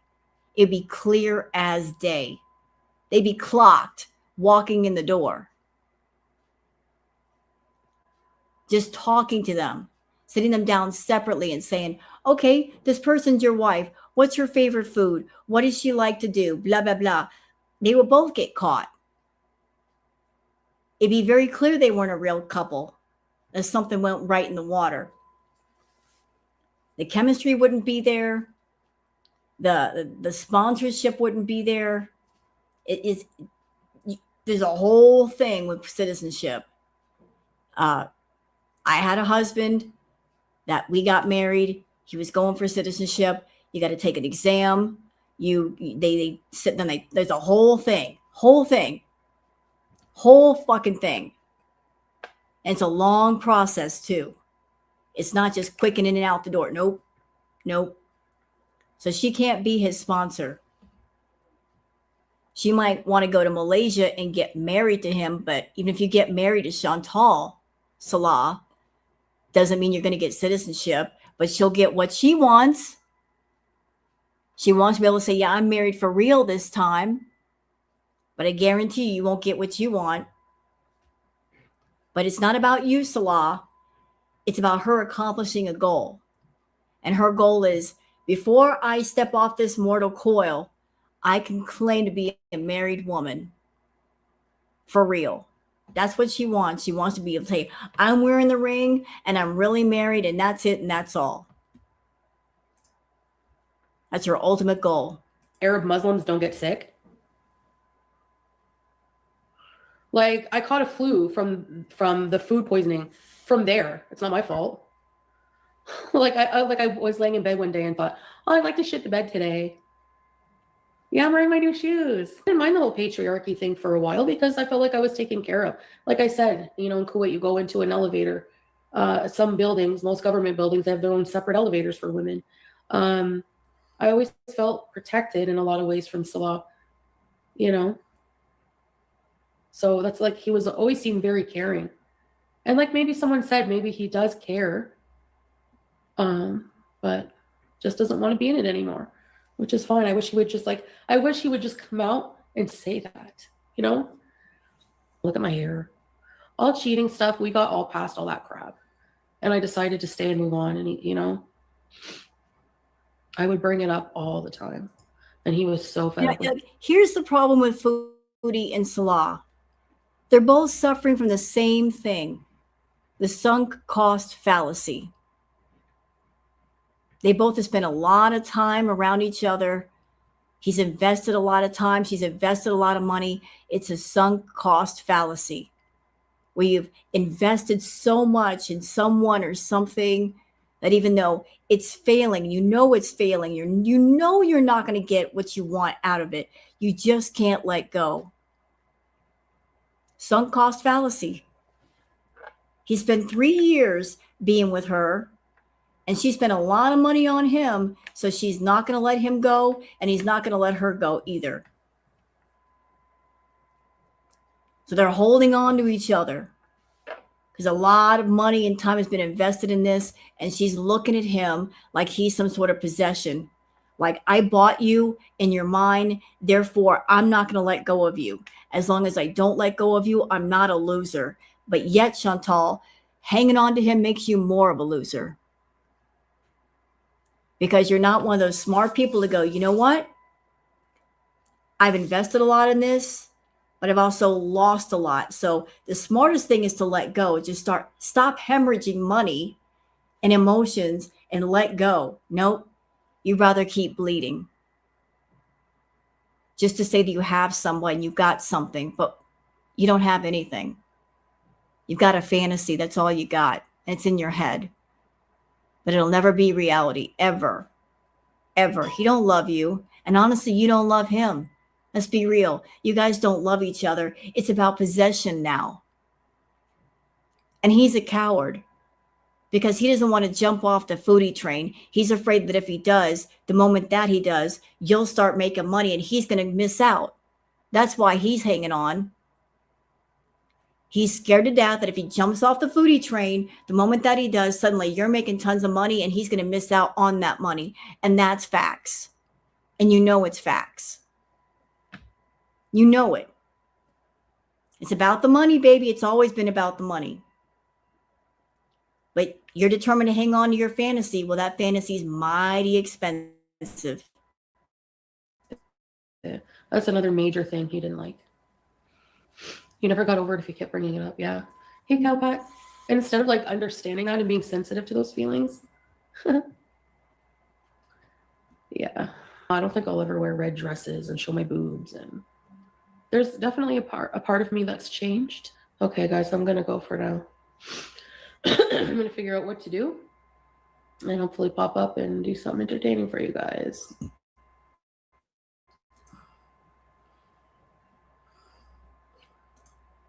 So that was from Hectic Llama. What else we got here?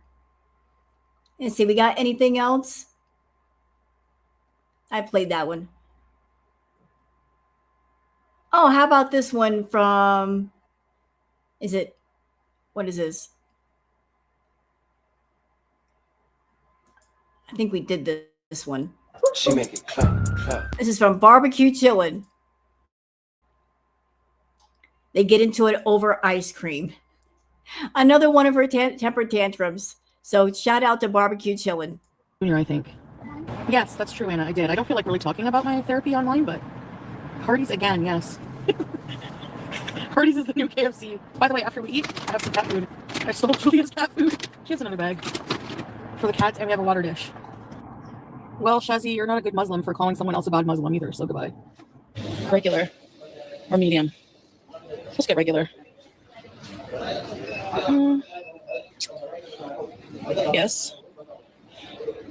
Diet. Do they have sauces? Something. I'm like, what? You don't have what? I blocked some negative people because I'm just not into it. Sorry. How much was it total? 2 kg. That's hard. Not for you guys. What do you think? Do you like being judged by people who chain smoke? I don't like it. You don't like eating fast food but chain smoke. Okay. Gotta love the hypocrisy. Joy, I just said I don't want to talk about that. Like, what don't you understand? Like, I had a normal size fast food meal. Honestly, tired of people with their own issues, smoking, whatever, making comments about my lifestyle. He had insecurities from anime. There's no insecurities. Like, Oh God, anime sucks. I remember that dude. Anime sucks. Y'all remember anime, right? That weirdo freak pervert that was obsessed with Chantal. He had those fetishes. And I remember on Valentine's Day, that guy tried to get Chantal to show a graphic picture of a dragon farting on her Valentine's Day stream. And he got mad at her because she wouldn't do it. And I'm glad she didn't do it. That was a good decision that she didn't do it. But Enemy was after her to show his graphic anime furry art on her stream. She gets some interesting people in her chat. as if I would ever leave my husband for an internet person. Like, no. Yeah, beach bees. I'm just like, I have to be perfect. But every other person on the internet judging me can smoke, can be 350 pounds. No problem. So if you were like being judged for trying to deal with things in your own way, and not only in my own way, because I'm in therapy now and other things. No, you're not. The only therapy you're doing is the therapy you're doing at this moment, and that's food therapy. You'll always do your food therapy. You'll never abandon the food therapy. You do too much of the food therapy. But any other therapy, you want nothing to do with it. But, hey Zainab, 370. Do you know what I mean? Like, all of Gore World is like overweight and like people can judge me. It's so weird. But not just them, just like, I don't know, just fuck. I wish people would just honestly just like mind their business. I mean, specifically, I just hate being judged by people who have their own vices. And there's nothing wrong with eating the meal I just had. Nothing. You know, she got the most mad whenever Salah would try to come between her and her addiction. Hey, Chantal, your fantasy is to be married, right? Your fantasy is to be claimed by something, right? Guess what? You've been married for years. You've been claimed by something for years. You have a very solid, ongoing relationship with food, with your addictions. You've been married to addiction for years. You've been ever faithful to it. You've never cheated on it. You've never divorced it. And it has claimed you. So if you want to be claimed, you've already been claimed. You want to be married, you're already married. And that's why your other relationships don't work. Because if somebody tries to come between you and your spouse addiction, ooh, they're in for one hell of a fight. Very healthy today. That took willpower, okay? Like, because people don't see the struggle I go through behind the camera of, you know, like having to really control myself all day and try to balance my life and try to get rid of that disordered way of thinking about food. Like, and whenever you, Joy, for example, come in here and say things in my own chat, which is supposed to be my positive space, and say things like, you shouldn't be eating that. Oh, no, your fast food meal. It really just brings back, it's like, it doesn't do any good. You're not going to make me change the way I live my life. I don't need an education class to teach me that Hardee's is not diabetic friendly. Like, yeah, how dare people be preachy? Yes, Angela, goodbye. I've already said I don't want preachiness and annoying negative. And here's the thing, Chantal, if you decide that you want addiction to be your absolute everything all the time, that is your life and your choice to make. But if you're deciding to make that choice for your life, if you want addiction to be your absolute everything, if you want to wrap yourself and your arms around it and hold on tight, Don't get mad at others if they decide to detach, because it's not their life or their health. It's not their problem. It's not their burden. Everybody's got to do what's best for themselves. Everyone. Everybody's got the right to live a healthy, happy life. And if being near someone who's toxic and addicted to something is making you sick, making you feel unhealthy, you've got the right to walk away. If you want to live your life in a certain way, then live it. But you can't get mad at other people for doing what's right by themselves. You get mad because people just won't hang out, be your servants, do your thing, and get sick off your bad energy.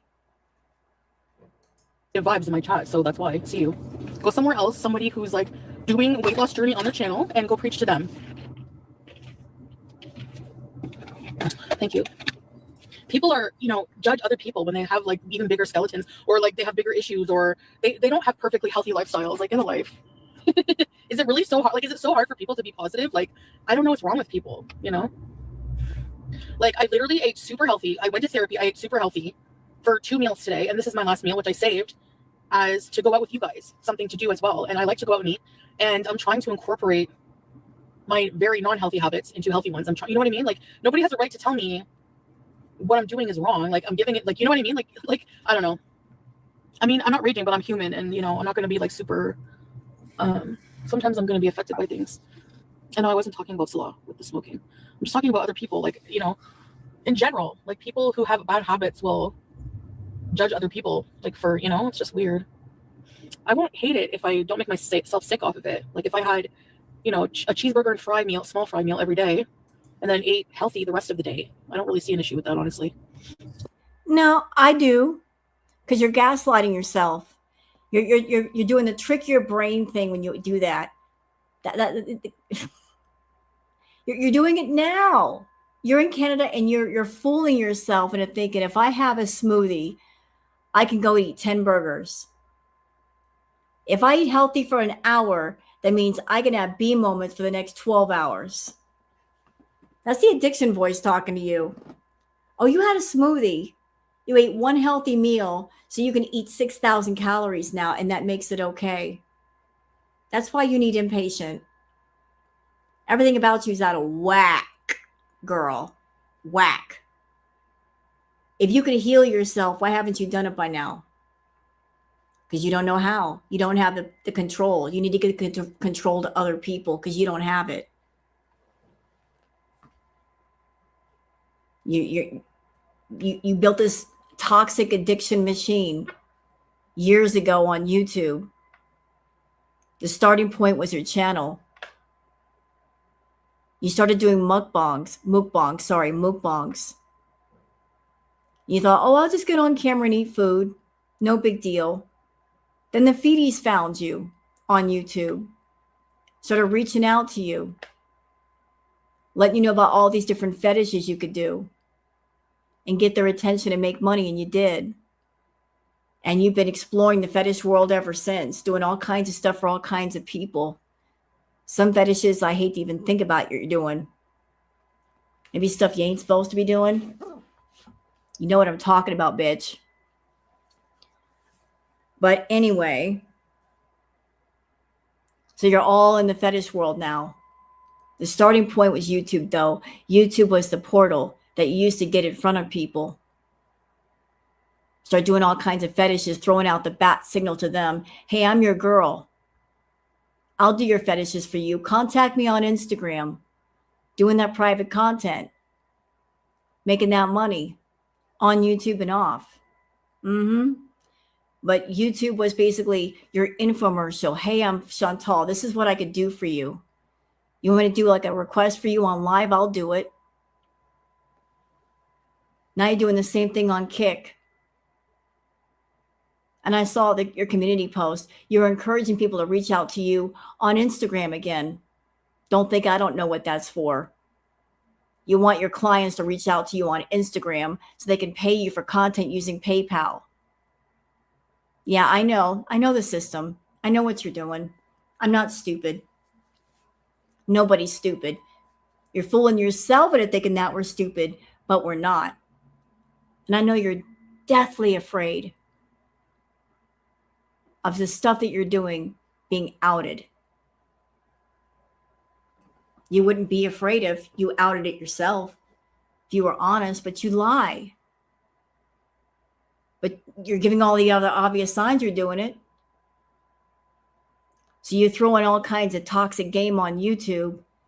And then when YouTube basically busted up the machine, you took the machine over to Kick. You just transferred it over there.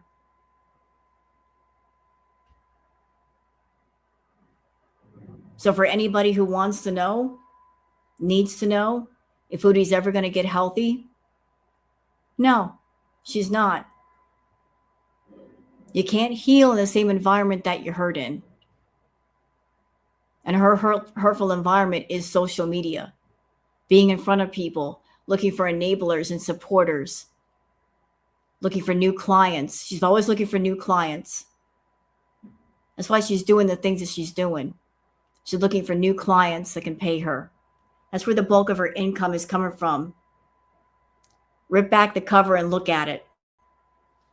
That's what's up. She's not on Kick to do regular content. She's on there to advertise herself in the fetish world. Period. Like your day is like 80% healthy and 20% unhealthy. I think that's a good start in my opinion, as long as I can stick to that. And it does still feel hard because you have to kind of still be conscious of what you're doing. You know, I can't just go home and snack all night, you know. But we eat two different, because ECP, because like my channel is a food channel. So a lot of my content I make as food, right? So for my content food, I don't eat with him, obviously, you know what I mean? So sometimes I'm like craving something very specific, which I do a lot, and he doesn't like always the same things as me, you know? So he's having lamb and rice today with mohia. That's like one of his favorite meals. And for me to make all of that would be so hard, time consuming. You know what, Foodie, while I'm here, while it's on my mind, I'm going to clock you some more on that subject. I think I know why you came to YouTube in the first place with the adult content. You could have gone to OnlyFans. You could have gone to an adult site and done your thing, which would have been the correct thing to do. But there's a reason why you brought it to YouTube. It has to do with competition. Because you know, if you went to OnlyFans and you made an account, you'd have to do regular content and then advertise yourself on other platforms to let people know you were there. But you wouldn't get eyes for free on you. Whereas if you put it on YouTube, much bigger audience, much bigger, less competition. You go on an adult site, lots of competition on any one of them. You don't like competition, so you want to go somewhere where there's less competition and potential more money. And then you took it a step further. In the Foodie world, regular Foodie content is a dime a dozen. So you decided to create a niche within a niche. You decided to portray yourself as a Muslim woman wearing an abaya and a hijab, doing haram content. That way you could ask more money for it. It would make you stand out. Again, how wrong am I? Always looking for ways to make money. Always. You know, because feedies are always looking for something different, something beyond the norm. If they get bored with the norm, they're going to go to you because, you know, you're something a little bit different. You're over there like eating out of control, haram, farting, haram, burping, haram, saying curse words. You're filling a niche within a niche. Yeah, I know what's up. Inexpensive, whereas it's so affordable to just order it. You know, it's like where he gets it from, it's like less than 2 KD and it's like a really nice meal. So I think 2 KD with delivery and everything. And like people saying, hi, we found that like my husband is broke and I wasn't going to go out to eat. Like I'm not going to get that super chat money for like a month or whatever. So I was going to go out to eat on my husband's dime before that, you know. Can you get therapy on Temu? Do mukbangers all have issues in their marriages because they do mukbangs with their partner? Like, it doesn't make any sense how people think. Like, that's what's frustrating about like hater logic. It's not what they say. It's how it doesn't make any sense. Like, none of their theories make any sense whatsoever. I'm saving my treat for my outings with you guys, or for a video, or I don't know. Salah doesn't like to eat on camera. Look, I have to use the washroom. Why?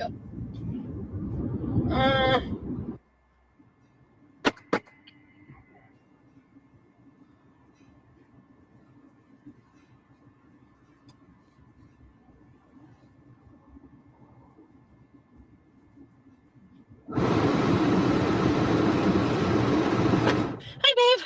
Are you full? Sorta. I got the small meal, babe. Normally I get the large. So if we ever have to use the washroom, we know that this McDonald's has a nice one. Babe, why do I do this to myself? Like, I legit cannot even see. There's a Lulu? There's a Lulu. There's a Lulu man! Lulu man! Oh no, I only have big bills. Oh no. Oh shit. Babe, how much is a Lulu? Oh, I didn't think there would be a Lulu man. Do you think he has change? Babe, how much is a Lulu? What? 100 to 200 fills. Do we have any change in here, babe? Oh, we don't have any change? Oh no! Because I only have 10 dinars in cash. They only take cash. It's an ice cream cart. No, I don't know the currency. Okay, babe, this is And notice she's in the car by herself. This was during the time period where I guess she bugged him so much for food at so many different hours that there was a point where he just gave her the keys and said, you want to go out? You want to go get food? Go get food. I'm tired of having to be around all the time to do it. He just gave her the keys. He got tired. He got so fed up with constantly trying to fulfill her addiction. He just said, here, have the keys, take them. And the moment he gave her the keys, she went wild buying the food. Her beam moments were like massive, absolutely massive. But you guys heard her reaction. She's driving in the park and she sees the ice cream man and you heard her just, hee, you know. That's like giddy giggle when you're about to get your fix. Did Salah ever make her that excited? Did he ever make her laugh like that? No, but food will. this is 50. This is 100 fills, right? And this one, the small one, I only have cards and this much cash. 10. Do you know how much 10 dinars is? Like 50. It's like $50. I told you 100K times the small coin is 50. Ah, no. Okay, so these are 50 fills. So this is 100 fills. This one is how much? This is not a huge one, babe. This says 0 on it. Salah's popping off. Salah's in a moody. He's letting me get the Lulu. It's not about that. It's knowing how much to give. My Santa Fe sauce! Staying in the car. Get a life. Let's see if they have any for 100 fills. That comes along. Do you have any ice cream for 100 fills? I'm blind.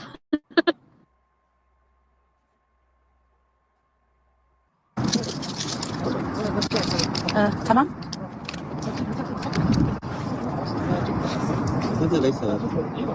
So she's sitting there. She wants an ice cream so bad. She's trying to haggle with the ice cream man to give her an ice cream for cheaper than the price.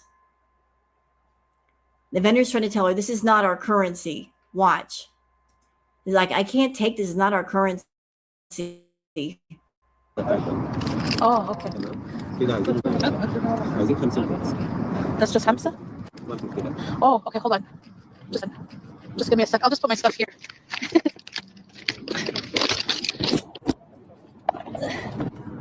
Actually, this one? This one? Yeah. But are we depending on it? You have change? Yeah. Oh no, just one. Yeah. Imagine being so desperate for an ice cream that you're haggling the price of an ice cream from somebody who they're just wanting to sell ice cream.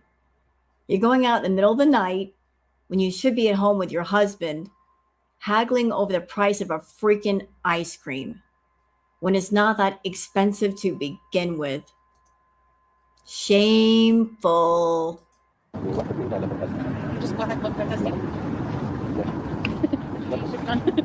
No, at a beach. Wait, at a beach. All right, so finally after I got a call to Fantastic. I don't know how much it was. I swear if that cat throws rocks at the... There's a kid that wanted to throw rocks at the cat. I'm sorry, but I'll be kicked out of this country. Babe, he didn't speak a single word of English. Not a single one.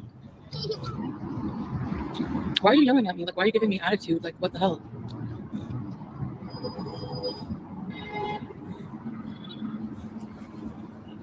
Well, you're not here with me, are you? Maybe that would help. So look at the way she just turned this around. Like she had trouble getting her ice cream and she's just trying to turn this around like, well, you're not here with me, are you? This is your fault. If you had taken me out, then there wouldn't be this situation. Gaslighting at its finest. I'm creating the situation. I'm deciding to go out in the middle of the night alone for an ice cream, and I'm having difficulty. But I'm gonna flip this script. I'm gonna make it seem like it's your fault. I'm having these difficulties because it's your fault, not because I'm a food addict that can't control themselves. It's your fault that I'm deciding to be somewhere that I really shouldn't be, going out in the middle of the night for a doggone ice cream when I should stay my butt at home with my husband, where I should be at. But it's your fault, Salah. See, it's your fault. I wanted an ice cream and you didn't want to come get it for me. So here we are. Hi, Starshine. Look at the way, look how quickly she flipped it. I gave him the money. Like, you didn't even see what happened and you're yelling at me. I gave him he gave me the menu. I pointed to something that was 95 fills. He didn't have anything left. So then I put you guys down. I said, you have change for a 10. He looked at me like I'm friggin' the R word. So I said, okay, then give me the most expensive thing you have, which was this thing, the Fantastic. And then he gave me change. And by most expensive, I mean 250 fills, which is still cheaper than going to pick and spending 3 KD, right? So why is everyone being shit to me today? The fuck? Yeah, I can really see how you would be a fun travel partner, Chantal. You look like a bunch of fun.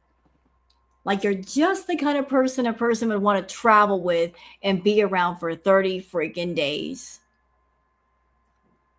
I bet there are so many people lined up to take a vacation with you.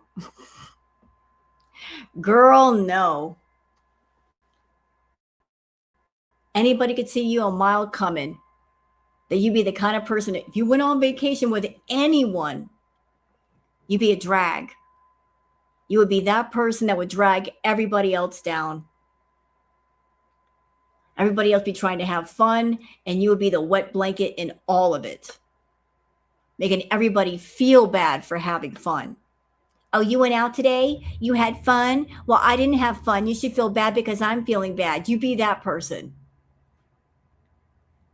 Imagine if Chantal did a vacation with a group of people.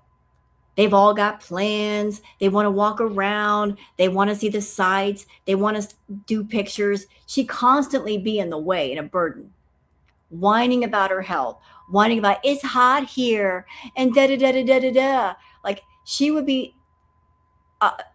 just be the worst, the absolute worst. You guys disappeared for hours and I had nothing to eat. How could you leave me here alone in the hotel room while you go out and have fun? It'd be like that. It'd be exactly like that. Well, I'm so glad you went out and had a party. I wasn't there. How could you party without me? She'd be that bitch. Enjoy it after you yell at me, okay? I'm not arguing with anyone. I'm being totally nice. Oh, so Dahlia, it's okay for people to shout at me because it's not normal for me to go out at night, even though he knew I was going out at night? Okay, right, got it. I see a lot of women walking at night, so I pointed to the ice cream I wanted, and he didn't have any more. Okay? Gosh, I'm never getting another fucking Lulu ever again in my life. No, I didn't like the Lulu. You know, Chantal could have learned Arabic while she was over there in the Middle East. And I'm so shocked that as much as she loves food, at the very least, she could have learned how to ask for food properly, and she should have learned how the currency. I mean, just learn those two things. how to talk to people enough to get food and how to pay for it. Why can't you learn just those basic things if you love food so much? After 3 years, you didn't learn anything. I was okay with that home actually, and then I went out and just like started getting annoyed, and then this like way to give reaction channels even more fodder, you know. Wow, there's a single hijabi woman walking by herself. Look at that. Yeah, don't. It's not any. It's just a misunderstanding, I guess. It's just how we talk sometimes. So, but I don't know. We get on each other's nerves sometimes. That's all. It's not hard to do. For people get on my nerves very easily. I don't usually go out alone at night. Like I don't usually interact with people at night alone. So maybe that's why. I don't know. Did y'all catch that part? Oh, where is it? Doggone it, I lost it. Man, I lost it. Let's back up a little bit. Oh, those are some looks right there. She's serving us some looks. So, but I don't know. We get on each other's nerves sometimes. That's all. It's not hard to do. For people get on my nerves very easily. I don't usually go out. That part. So once he gave her the keys, she was going out constantly for food. Because she exhausted him. She's like, I can't keep up with your little urges for food. It's a constant thing. Going out alone for weeks. And this is what she does when you leave her alone.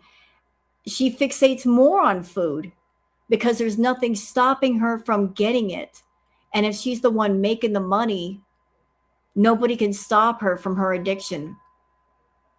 Nobody can say, hey, you're not getting the food tonight.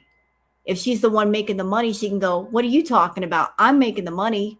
You can't tell me no. She set things up to where you can't tell her no. She's always going to get what she wants as far as food. That's the one thing that she'll maintain control of is the money. Because the money leads to the addictions.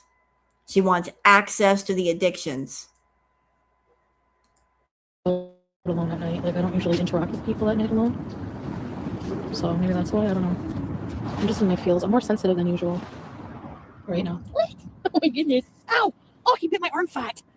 Get out of here. Go away. No, he didn't hurt me. I'm okay. I'm just sensitive and I just like Salah's he's very I don't know what the word would be. Hi Jetri. Yeah, he's protective, yeah. I think too, just like after therapy I get super like sensitive, you know. Hi Scene. So everything is like I take everything to heart like really bad, things that I normally wouldn't. So maybe on therapy days I shouldn't come live after. I'm sorry too, I guess. I should call you, but I wouldn't. F up your stream. Okay then. And this was when she still had some kind of influence over Salah. This was when he was still listening to her threats about, I'm going to go to Canada. I'm going to take my money with me because the money was a lot better then. She was making good money in Kuwait. So she had more influence and more power. But then when she went to Syria, she wasn't making as much money because of, being in Syria, families around. She can't do her Foodie content as much. The internet wasn't so good. Like the money started to drop. And as the money dropped, she lost influence.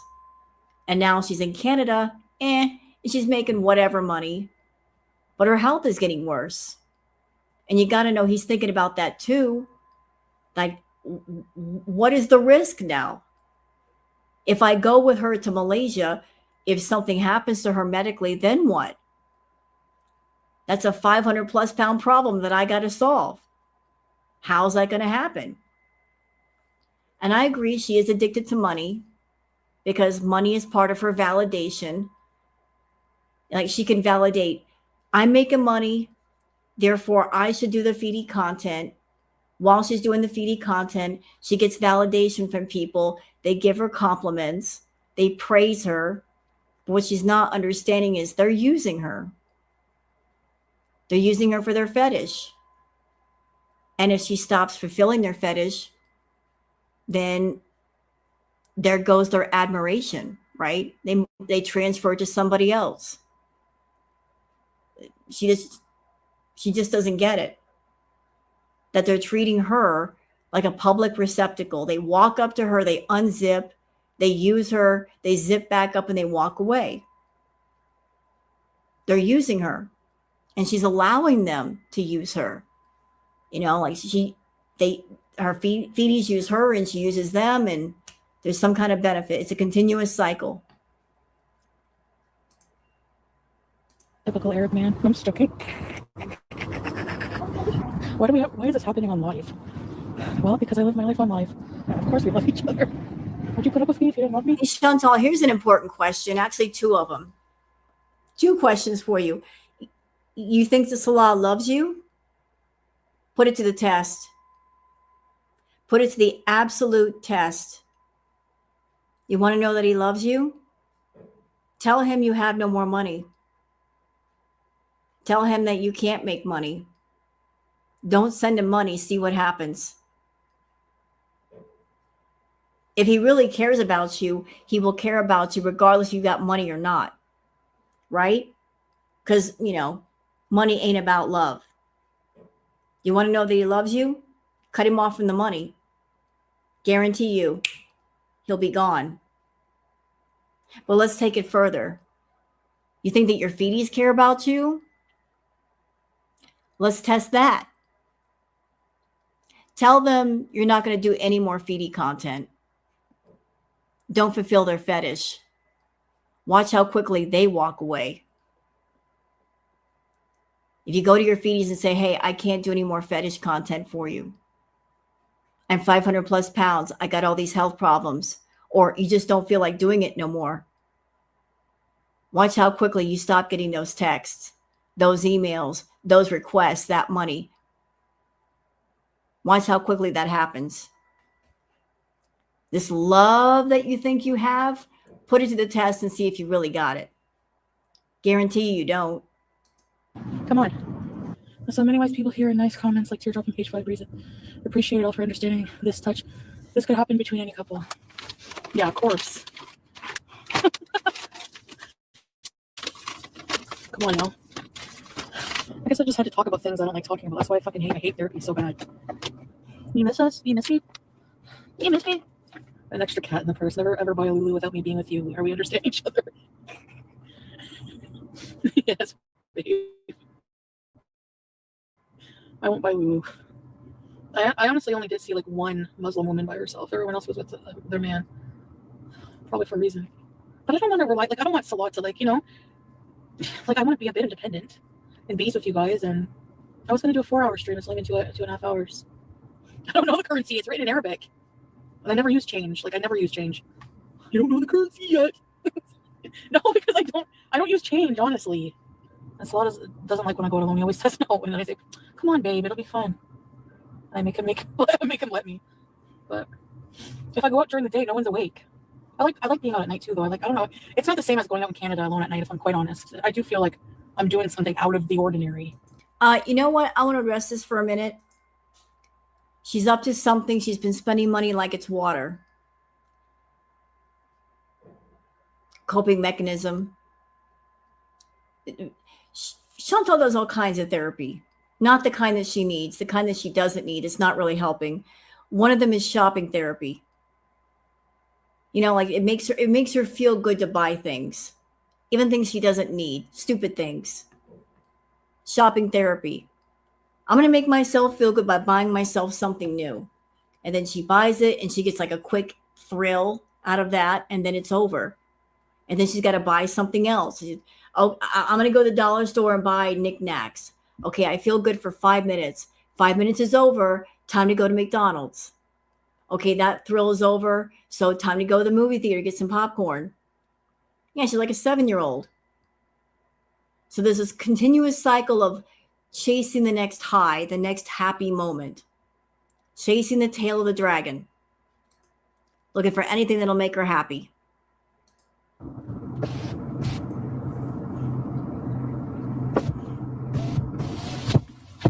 Hold on, Thanks, Logar.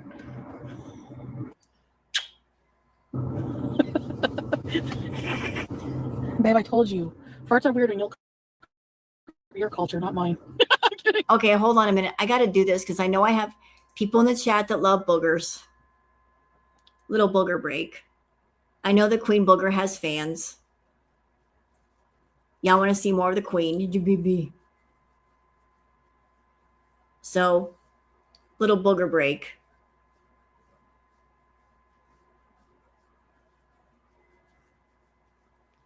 Hey, boogers. For those that are here for the booger sightings.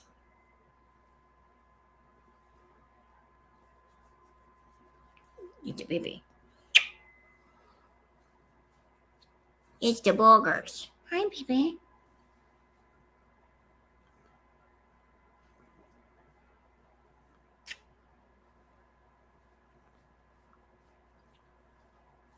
Look at the way she just sits up there. Like the queen that she is. It's a baby. This is her way of telling me she wants me to go to bed. I will later. Hi, baby. But back to the beast. From booger to the beast. We got to go back to the beast. But we had our booger break for a minute. From booger to the beast. Oh, it's true. Sorry. They're used to it on my channel. Bye, guys.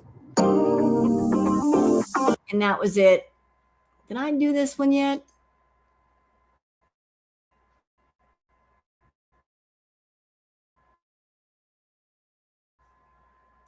Now, we're going to make this the last one. And it's not a long clip. It's like 8 minutes. And then we'll just finish it out. But this is courtesy of the channel Piggy. You want down? Okay. This is for Piggy. Look, we're one last segment of chemistry. Because, you know, they have so much. Let's do this. Thanks, I feel good.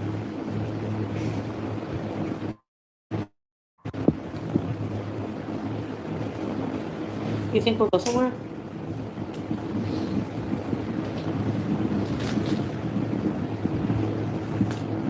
What? I just said I don't know. Why are you grumpy? Why are you grumpy? Since you got in? I'm tired. Okay, but why are you taking... Like, why even sit here and be grumpy then? Oh. Do you like people treating you like shit, guys? I don't like it. And again, they're supposed to be a married couple. They're supposed to be a happily married couple. So you got a problem with your significant other. And rather than pick up on their bad mood and say, you know what, guys, I need to go and talk to Salah and talk to them privately. You're doing all of this in front of people. This public anger, humiliation thing. You're being so respectful of your husband and your relationship. Like this is, I don't care what anybody says. This is the real. Sometimes we see Foodie on camera. Sometimes we see Chantal. This is Chantal. This is Chantal. This mean, nasty person. This is Chantal. This is what Salah has to deal with when the camera's turned off. The mask is not on right now. This is Chantal.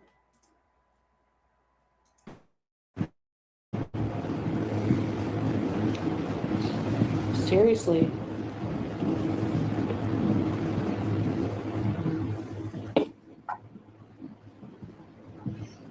Well, he can go have space. Like, don't sit here and treat me like crap and give me dirty looks. Get over it. Get over it. You've been treating me like shit since you came in here. And I've been nothing but nice to you. And this would be the part, if somebody talked to me like that in my family home, I'd be like, turn off the camera now. Turn off the camera. I'd have her turn off the camera and have her pack her bags and take her to the nearest airport and drop her ass off. I'd be like, oh, hell no, you're not talking to me that way in my family's home, bitch. You got to go. I think you're forgetting where you are and the fact that you're here with me because I allowed you to be here, not because you own the place, not because you're the landlord or the house owner. You're a guest in the house. That's all you are, is a guest. And if you're a guest and you act like that, you got to go. Sorry. I'd be telling her to get your butt up, pack, let's go. You're alive now, right? Yeah, but I don't care.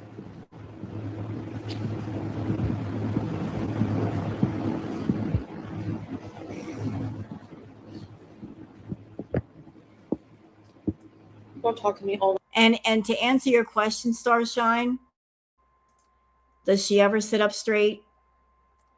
In my opinion, I think the feedies encourage her to lie down. The gainers, the immobilizers, they want her to seal. They pay her to seal. They're paying her to gain weight. They're paying her to not move and be active because it goes into their fetish. Now, I'm sure she's uncomfortable and she doesn't want to move, but they don't want her to move. They want her to sit there and gain weight. I don't like rude people. You should have eaten it as Dorito.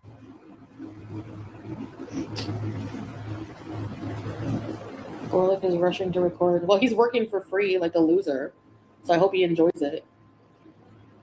Anyways. You know what? There's been a lot of talk about the cat lately. And as I told y'all, I was watching Chantal tonight, just peeping in on her latest stream. I was looking to see if there's anything of note. And I was trying to avoid talk about the cat because the cat is a hot topic right now and it's triggering. It's making people mad. And that's exactly why she's talking about it, because she wants to make people angry. She wants to get us all riled up. But I'm going to give my thoughts on the situation. Chantal, I don't know if you got the cat fixed, but if you did, putting on the onesie is a bad idea. Very bad, because the fabric is going to be abrasive against the wound. Okay? You shouldn't have the onesie on. It can cause problems. It's not doing what you think it is. So it's not the wisest idea to put a onesie on an animal that just had an operation. But I'm not going to let her get me mad. I just thought I'd say that. That's all. She's not getting the anger out of me. You're making me uncomfortable. Like, I don't even want to talk about anything now.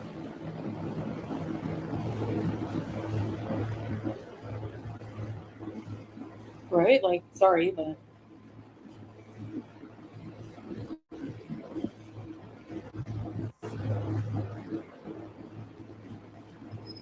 Can I go in the room or...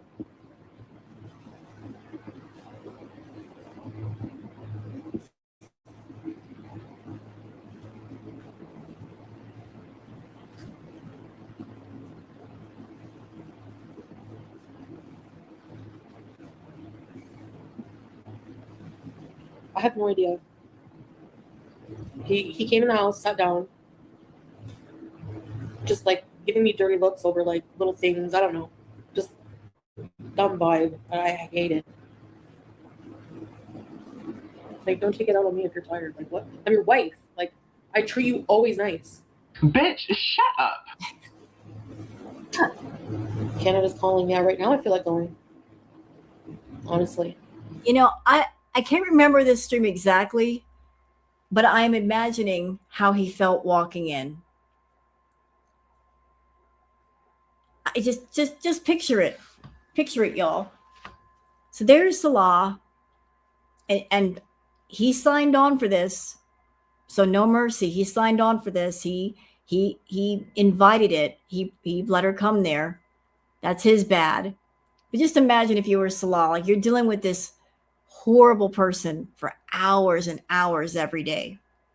And you finally get to get out and breathe, hang out with some buddies, do whatever, family, whatnot. And you just want to come home and chill. Maybe you're just hoping that she'll be asleep and you could just go to bed. And you walk in and she's there staring at you. She's just staring at you with that look. Because she expects that if you've been out all day, that you're going to be up all night talking to her. And you walk in and you look to your right or to your left and you think that it's like walking back into a nightmare.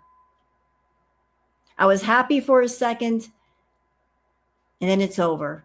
You walk in and it's instantly over. The resentment that you feel, the hatred that you feel like, she's still here. This parasite, this soul sucker. Ugh. Like, what is my life right now? Instantly puts you in a bad mood. Okay, if you're tired, don't take it out on me. If you're an adult, you need to learn how to control your emotions. And like, you know, like I didn't do anything. I'm just like sitting here. And then I feel like every time I talk to you, if I annoy you, I won't be here. That's it. It's simple. Like, no problem. Like, I get I shouldn't talk like about personal things online, but this happened like now while I'm online, so I just lost it. Like, I get really like touchy. Well, then maybe I'm not right for being here then, Jason. Maybe I'm not made for this way of life then, because I don't care. And this is how she would be if she went to Malaysia. Probably worse. Because what is Malaysia, y'all? It is it's tropical climate. And I was on Twitter, and people on Twitter are pointing out that the time of the year that she wants to go, that she claims she's going, it's going to be raining. Who does that? Who takes a month-long vacation someplace where every day it's going to be freaking raining? So it's going to be raining when you get there. And imagine they're both going to be stuck in a room together because you can't go anywhere. It's raining. Can you imagine the misery of being stuck in a room with Foodie because you can't go anyplace, you can't get away? Yeah, and you're right. Malaysia is much more strict. Yep, they don't tolerate stuff over there. It's tropical. Listen, I grew up in Florida, tropical climate, humidity. It's like walking in a sauna. It is. It's like being in the middle of a sauna, you can't get out. And Foodie, over 500 pounds in a humid climate. Oh my God. She hates the heat. What is she going to do? Walk outside with an air conditioner strapped to her shoulder? No. So you live in Florida and you live in Louisiana. I wonder if they have mosquitoes in Malaysia.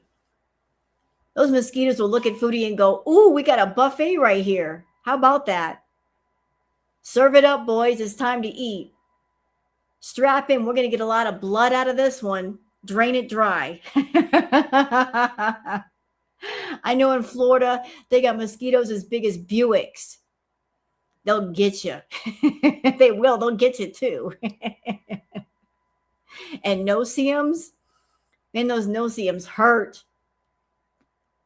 You live in Florida, you know what no-see-ums are. They don't even play like that. Foodie in the heat. And heat by itself will make you bitchy.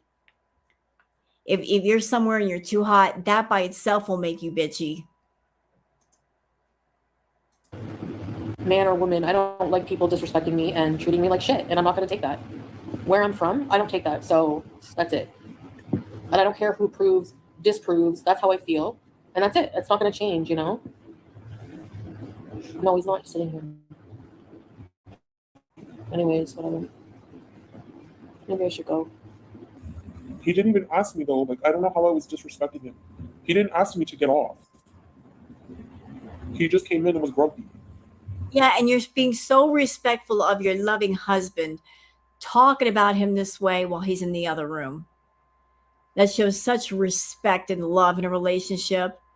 When you're talking about your husband to hundreds of people, when he's in the other room, and when he might be watching and listening from the other room. All he's got to do is pull up your stream and watch it, so he knows exactly what you're saying. Yeah. I like fly off the handle. Like, I guess I don't know. I just like, I don't like being disrespected. It just annoys me.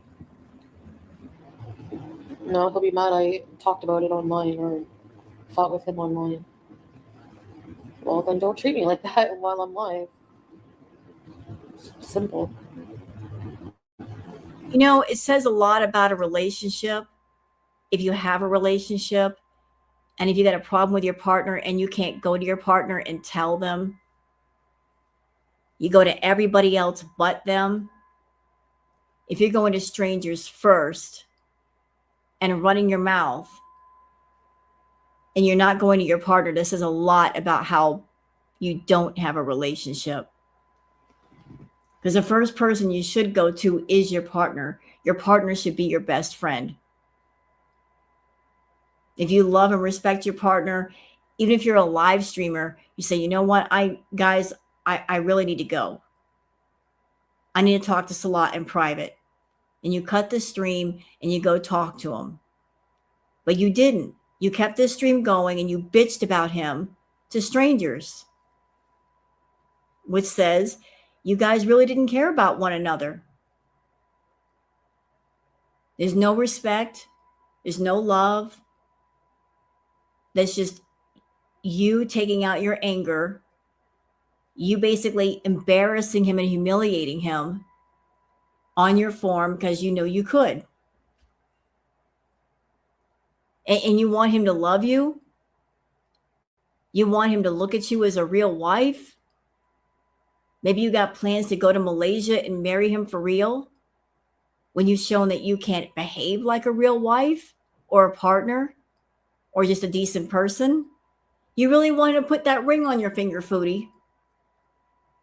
How about learn what respect and love really means? It means caring about a person. You don't want to hurt them. And even when you get mad, you still don't want to hurt them. You'll go out of your way not to hurt them. You go out of your way to hurt people. I just asked, are we doing something tomorrow? Because I'm bored. I want to do something. Like, I want to give content to you guys, do whatever. It didn't answer me. See, and that's another problem. You're in a relationship. You're not going to your partner and saying, I want to do this tomorrow. But what are you doing? What do you feel like doing? I want your input. You're my partner. I don't know what's going on with you and what you want to do. So I want to consider your feelings, what you want. She never considers what other people want. It's always like what I want to do. Hi, Nirvana. What I want to do takes precedence over everything else. She's not going to have a simple conversation and say, well, I was wanting to go do content for YouTube tomorrow, but I don't know what your plans are. Do you have any plans tomorrow? And if so, is there a time we can go out and do something together and it won't interfere in what you want to do? That's a respectful marriage conversation. You're considering the other person, what they want, not treating them like a servant and saying, I want to do it, therefore we will. Hello? and then gets annoyed if I ask again. Like, excuse me? Okay, thank you. That doesn't fly with me at all, ever. I don't care. Men can be moody. Yeah, I hate it. I hate it. The only time I'm moody is if something like this happens, you know. And it is, yeah. Like you're giving reaction channels ammunition as well. You're giving people, of course, people are going to go live right now and, ooh, I smell misery in the relationship. I'm going to go talk about it, exploit it for money. Like you're publicly disrespecting me. What the fuck do you think is going to happen? You know what? Again, I got to take up for Salah. I hate this. I hate taking up for that man. Chantal, the entire time that you've been involved with Salah, we've heard nothing but your mouth. Never once has he come online and dragged you for filth, except for the times when you guys had little fights and he let little things slip like the water bottles. But it wasn't that bad, not compared to what you've done. Ooh, I hate taking up for him. But right is right and wrong is wrong. How many times have you fucking dragged him and talked about stuff? You all the time. He has yet to sit down and drag you for filth, even for a fraction of the time that you've dragged him. But he's disrespected you. He's disrespected you. He made you mad, but he did not disrespect you, not the way you disrespected him. Let's be fair. Let's be fair now. Anytime you got mad, you popped off, you would pop off about him on live. How many times did that happen? How many times did he do it to you? Zero. Pointing out your bad habits of being a slob and not cleaning up after yourself is not him dragging you. That's just him pointing out your bad habits that you need to change. But he didn't disrespect you. But you've been very disrespectful to him and his family and his friends. He disrespected me. Nah, you're the one that's been disrespectful. Like a married couple, yeah. I'm so bitchy right now.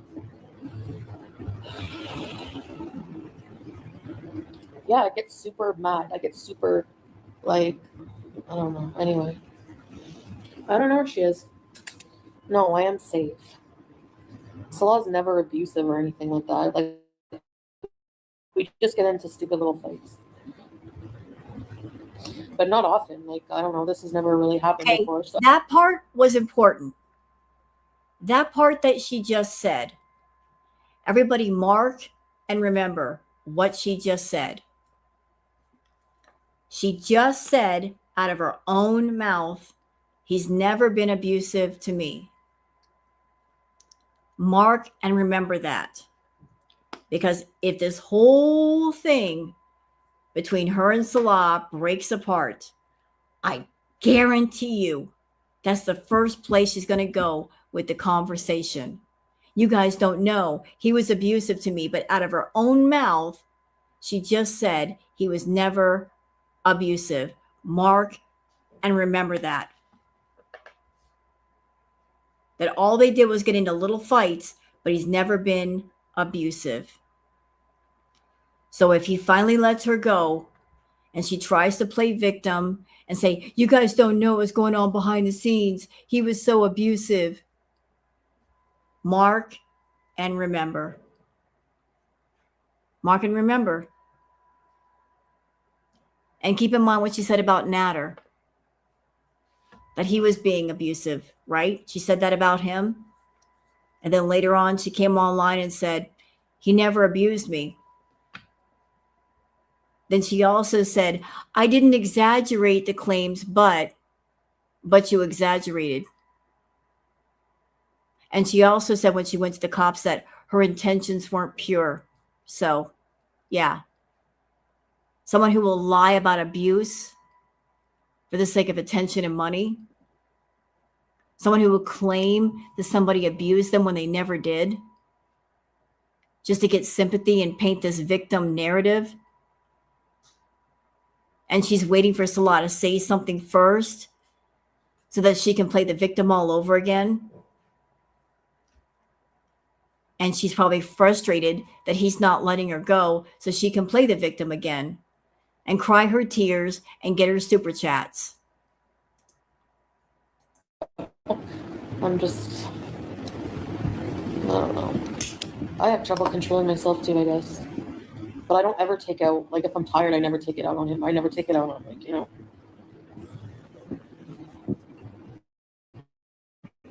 I just feel. Chantal, can I just say, I think you're a coward. You're a coward. You get into these ridiculous situations with men. You find men that you find attractive or attractive to you.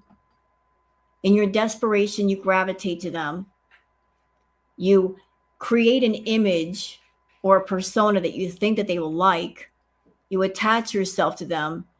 You open the door with money, make some sort of financial agreement.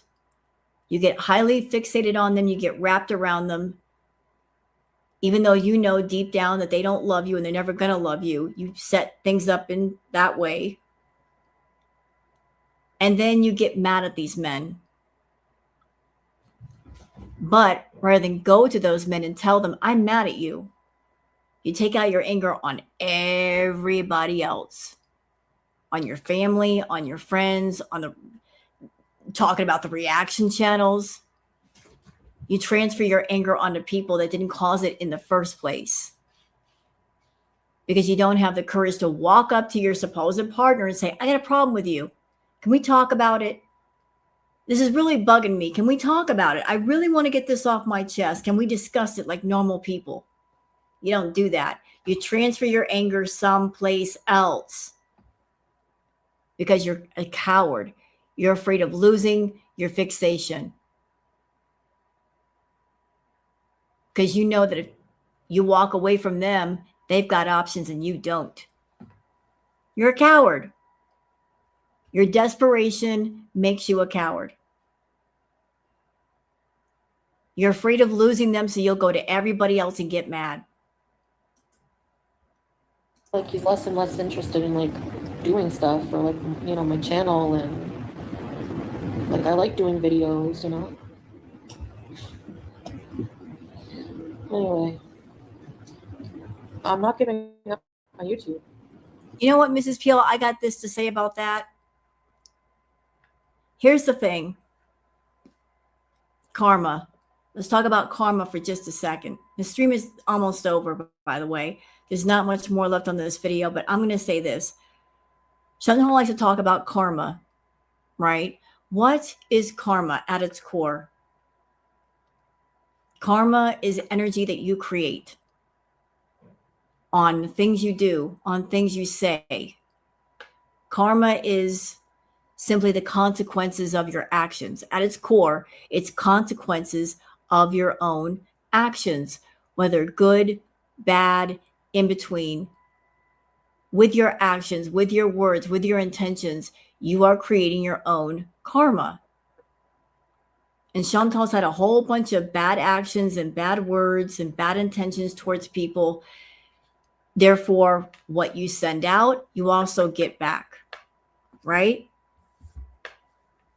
And Chantal has been very good about escaping some of the consequences of her actions, but there's one consequence that she can't escape. One. Want to guess what it is? The one thing she can't run from, that she can't escape from, the things she does to her own body. She can't run from that. She can't escape from that. You do harm to your own body, you got to live with that harm. She's hurt her own body with her addictions, letting them get out of control, satisfying the feeties. You can't run from that. Wherever you go, there you are. You can't run from the harm that you do to yourself. And all of her harm is catching up to her. She's essentially a prisoner in her own body. She resents her body. She hates her body. I'm sure that if she could switch out her body for another, she would.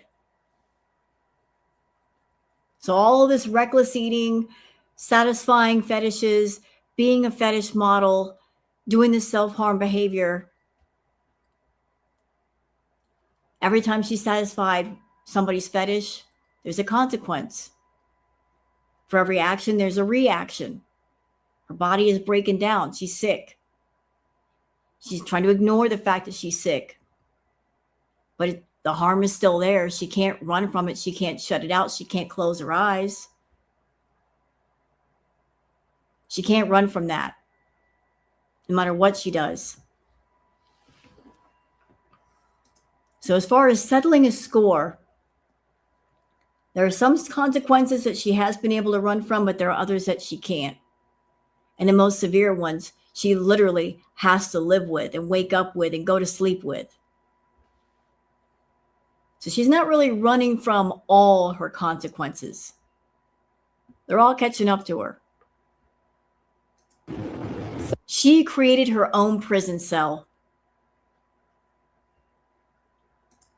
Ain't that a bitch? She created her own prison. It's physically attached to her. So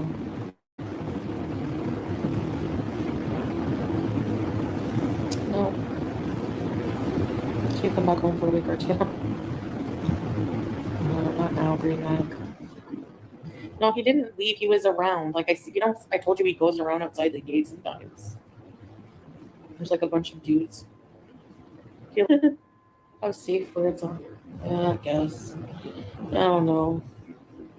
I didn't expect that to happen. Yeah, I'm okay, Tracy. I don't want to get off though. Like argue now. We just had a little fight, Tracy. Don't give any response.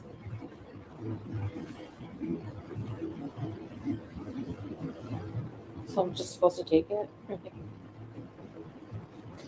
Relationships are hard. So is the other one. Oh. I guess I'm gonna go. I think so. 4 Is this another one? more hours. I hate it. Changing the place. It's boring and gross. The couch is Okay, hold on a minute. Is it like a short clip? This is the channel Internet Dump Hole. I was looking around for like fight videos of her, Foodie and Salah. Let's do one more. It's real short. Them fighting again. Because, chemistry. Chemistry gross. I research. don't want to sit on it. You can watch it for this. It's hot. Why would I want to go there? Not anymore because now it's 1 a.m. A few minutes. No. And he dealt with this all the time. If he wanted her to go somewhere and get active, she'd fight him. But doggone it, if she wanted an ice cream, she'd get her butt up and go get it. She would go get it. And here is the link for Internet Dump Hole. So, like, it's funny how you put food in her face. That's motivation. How does, hello, red balls pirate. How does one get into so many fights with their romance scammer? Well, that's easy to do. If you're a control freak, a manipulator, you're trying to play puppet master, and you're living in a world of delusion, and you forget that it's all business. Like you enter some kind of contract or agreement that it's a for YouTube relationship, and you're trying to turn a for YouTube relationship into a real relationship, and you're forgetting the part where real feelings need to be involved. And he's not attracted to her, nor will he ever will be. Like she's having him wear too many hats, is what it boils down to. Too many hats. Too many hats. The same thing happened with Amberlynn Reed and her significant others. Because when it comes to the girls, listen, when it comes to Chantal and Amber, you can't just be a simple girlfriend or boyfriend or husband. No. You got to know what you're signing up for. You will be wearing a great many hats. You're going to be the partner, the entertainment, the babysitter, the maid, the Uber driver, the butt wiper, the content creator. You're going to be wearing too many hats. You'll be overemployed and underpaid. Because see, Chantal and Amber, they don't want partners. They want to find someone that they can sucker into a position where they're doing multiple jobs and not getting paid separately for each one. They're going to have you doing everything and basically paying you pennies on the dollar. You're their full-time servant. Not their partner, their servant. Doormat, whipping post, yep. Yep. You'll be the one cleaning up the poop on the mattress. All of it. That's how they get into fights. Too many hats. Too much of a burden. Why do you want to force me to do something I don't want to do? I'm serious. I'm asking why. Encouraging you. But I said no like 1,000 times.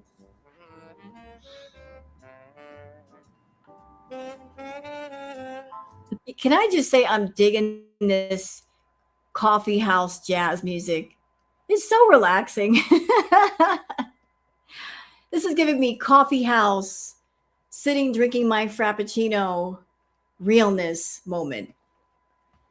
What a relaxing end to this stream. And we're listening to jazz and Chantal. Who thought the two would go well together? It's great. It's fantastic. I love it. It's after midnight. I don't know. I don't feel good. What, are you mad now? Babe. Babe. He's mad at me. Kitty McWow, order yourself a treat. Oh my goodness. Oh, I can't order right now. Maybe later, Kitty.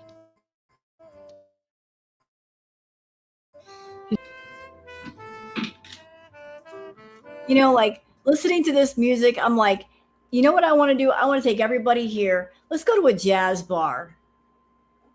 You know, let's go to a jazz bar and hang. We'll listen to some cool jazz from cool cats.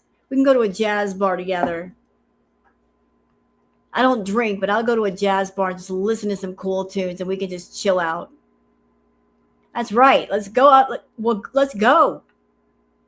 Or we can meet at the coffee house where this music is. I don't care. We go wherever you want. Then we just chill. Where are you going? And there's a section of jazz on YouTube that I absolutely adore. And it's called Jazz Noir. Noir. I'm probably saying it wrong. It's like a darker jazz. And it's the kind of jazz you'd hear in like the dark detective movies where you hear it playing.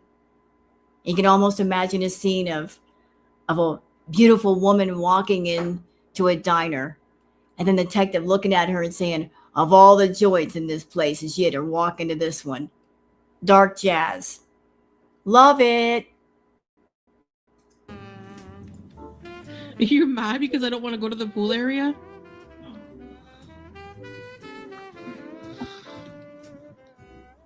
Oh.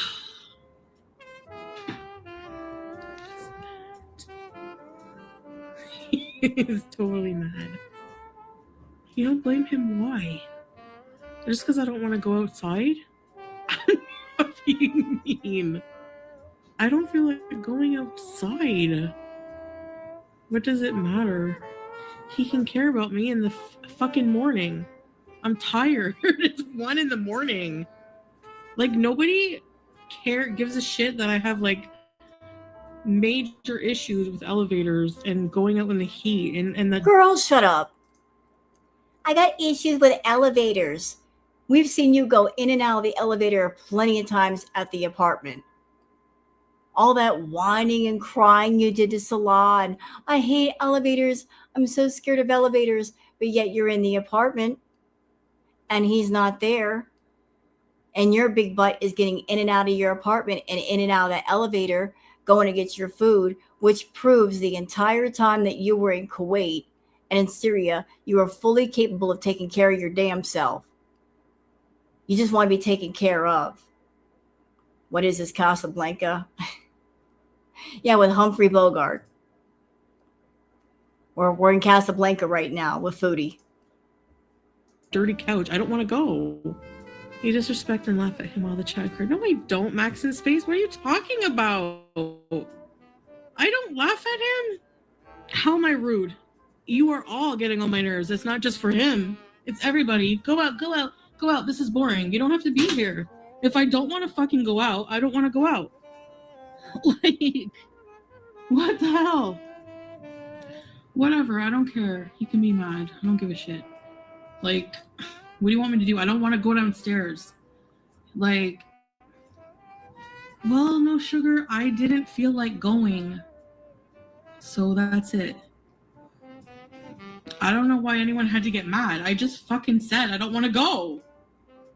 Like, so for any beezers that might be watching this clip, is it dawning on any of you that, like, look, she's in Canada. She doesn't really want to go out. She doesn't really want to work out. But here she is in Kuwait, where she had somebody there that could be her motivation. She didn't want to go out then either. So for anybody who might be waiting for Chantal to turn a corner, to have that wake up snap moment where I'm like, I should get healthy. I should eat healthy. I should get on top of my addictions and take care of myself. If y'all waiting around for that, you're not going to see it. Because she can't do it with a partner. And she certainly can't do it on her own, because look how she's indulging. So if you can't do it with somebody there, if you can't do it alone, when can you do it? Did she quit the reset? Oh, almost instantly. Starshine. She talked about the reset. And the very next morning, she was eating fast food. And then recently, she's talking about, oh, I deleted all my food apps. Girl, stop. Stop. You deleted the apps, but you can also put them right back on your phone. And even if you didn't, you're surrounded by food. You can easily call up a fast food restaurant near you and they would deliver. So what does deleting the apps do exactly when you can put them right back on your doggone phone? I mean, deleting apps proves nothing. Absolutely nothing. And another thing, Foodie, while we're here. See, here's the problem with a reactor being an ex-food addict. This is where I'm your nightmare. And I like being your nightmare. Girl, you have an extreme food addiction. And you're going to try to tell the audience that you're not indulging in the fast food? Who are you trying to kid? Exactly. You're way too calm for someone who's trying to eat healthy. You've built years of rituals of eating fast food, then you're going to eat healthy and you're not going to have an entire meltdown? No, not even once? It's not possible. It's not possible to go from extreme eating to eating healthy and not have a meltdown. Okay? If you're calm, that means you ate some fast food. You got your fix before the camera was turned on. All right? Like, you might be able to fool other people. You ain't fooling me. You're staying calm by eating the fast food. That is your comfort. That is your emotional anchor. I would believe that you were eating healthy if you were having entire meltdowns and you were crying and freaking out. But if you're not, that means you're indulging somewhere, doing something. I mean, that's just a thing. People are bugging me to go and go and go. I don't feel well. Exactly. Like, what do you want me to do? I don't feel well. Like, I don't feel like going out downstairs. You're accusing me of something I wasn't even mean. Like, what? So what? If I don't feel like I ever want to do anything, that's my choice. I don't know why I'm being villainized just because I don't want to go to the pool. I just want to sit here like I always do. If that's not your cup of tea, you don't have to watch. Like, what? It was just... And basically that's her answer for everything. I want to sit here and I don't want to do anything. I just want to be left alone. This is the addict's answer. I want to be an addict. I want to lay on my couch. I want to do nothing. I'm not interested in getting healthy. I don't want healthy habits. I want my life to stay exactly the way it is. And if you don't like me getting more healthy, getting bigger, then leave. Because I'm not going to change. I don't want to get healthy. I am not interested in being healthy. I'm interested in being unhealthy as much as possible. I want an audience for being unhealthy. So watch it or not. Just being like assertive. I don't want to go. That's it. I was direct because I'm tired of being pushed. Like, I'm tired of people not caring. You know, like, you're not me. You don't know how I feel right now. If you don't like it, why are you gonna, like, I don't get what your problem is, you know? And you too, I'm not creative. You're fucking negative for nothing. Why are you here? A lot of people go live and just talk to their audience, you know? And another thing, I got many other things. And another thing, you know what, Foodie? You've been on social media for years. You know how to make money. You know what it takes to get those views. You know how to get that money, girl. Your content anymore is boring as fuck. I think everybody here in the chat can agree with me. It's boring. You come on camera and you talk about food. Talk about stories from your childhood. We've heard them all 100 times over. Does it ever strike you as odd, Chantal, that when you want to tell stories, it's all stuff from your childhood? There's nothing from your adult life. It's all from like when you were in high school, when you were young. You got to reach back that far to have a story to tell. Nothing from when you're an adult. Isn't that weird? It's weird, isn't it? All the places in the world you've been, all the things you've done, no happy moments to speak of.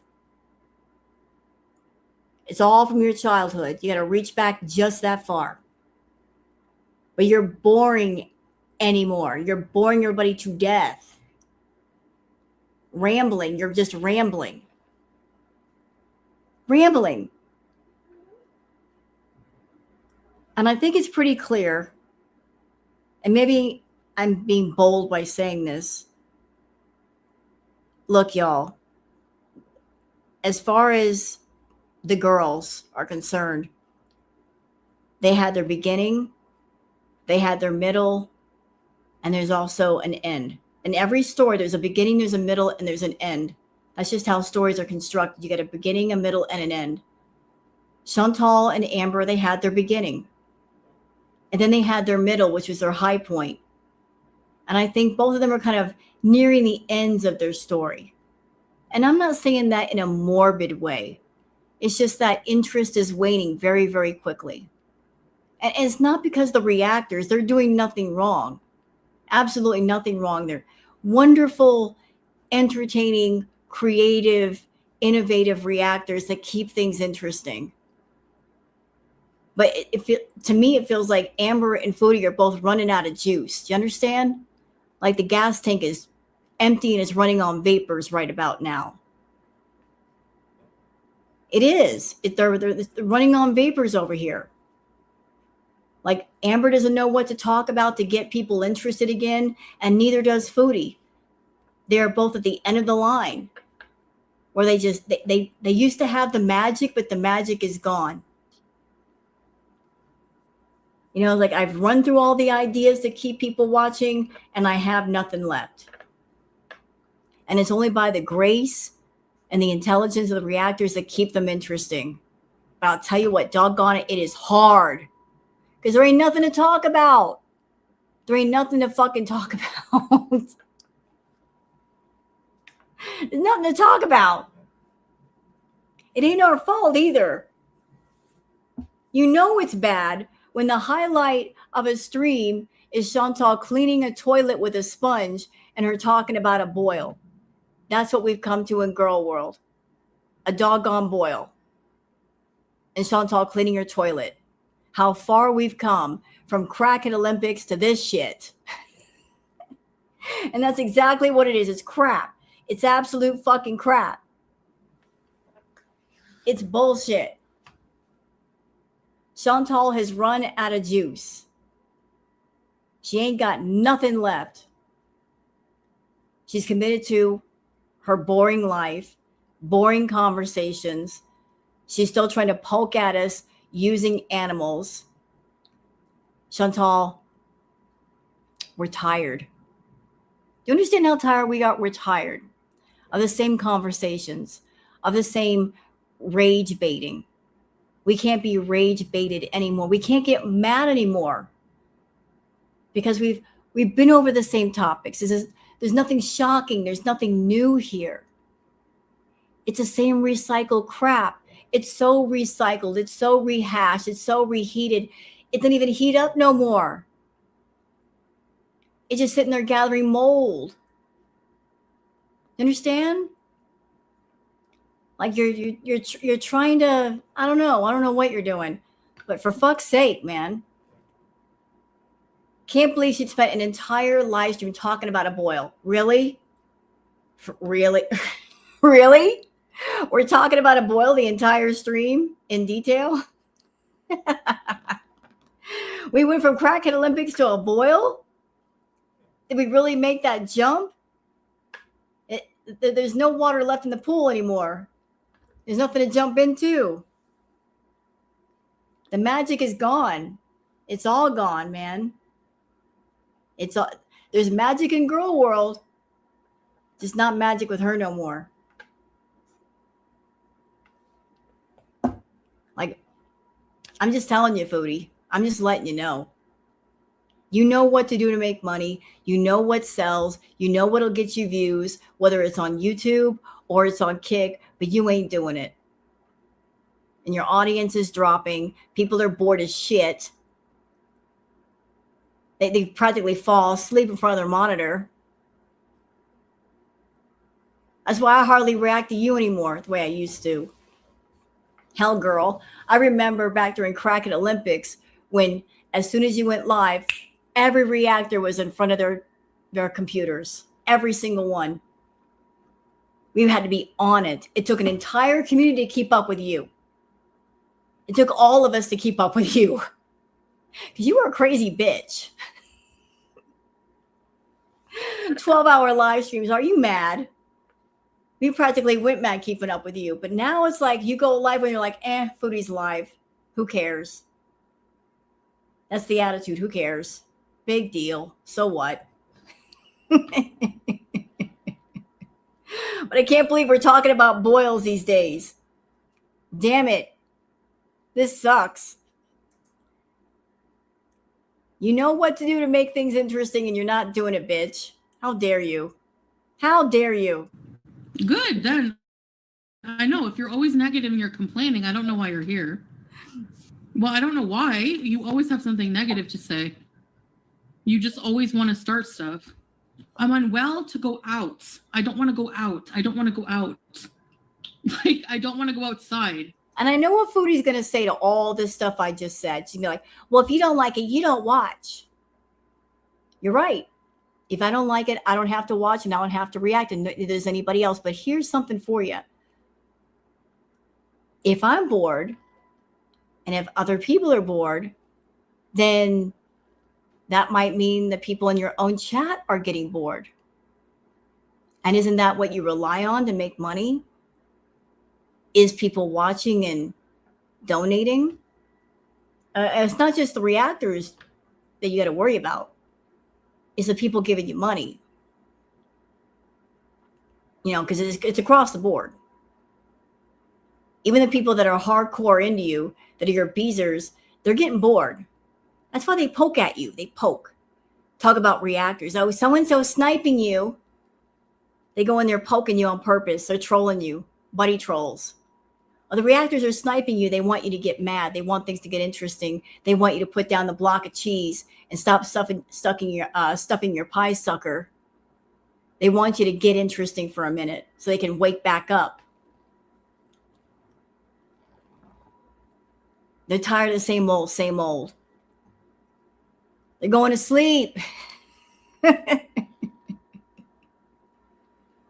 You're putting us to sleep. I don't think you get it, Foodie. Let me split it out for you. Once upon a time, years ago, everybody started watching you and Amber. And that's when the two of you had a shred of health. And you guys were entertaining. It was crazy. I remember when everybody would bounce between you and Amber and cover you both. Then you snatched the freaking crown right off her head with Crackhead Olympics. Snatched it, ran with it, and didn't give it back. And you kept it in your hand. Why was everybody so interested in Crackhead Olympics? Because nobody knew what was going to happen next. You were unpredictable. We had no idea the crazy shit you were going to do. Everybody was tuned in, locked in, and ready. Everybody. But then after Crackhead Olympics, you started to take a nosedive. And I don't think you understand how the world has changed. That once COVID hit and people started to struggle, the attitude shifted too. People losing their jobs, getting their hours cut, struggling to put food on the table. Then you see two women online that are making themselves sick, spending money on fast food. It hits different. It really hits different. If you're in a position where you've lost your job or lost your hours, lost your money, watching two women willfully making themselves sick when they don't have to, it hits different. The attitude shifted after COVID, I feel. It shifted a lot.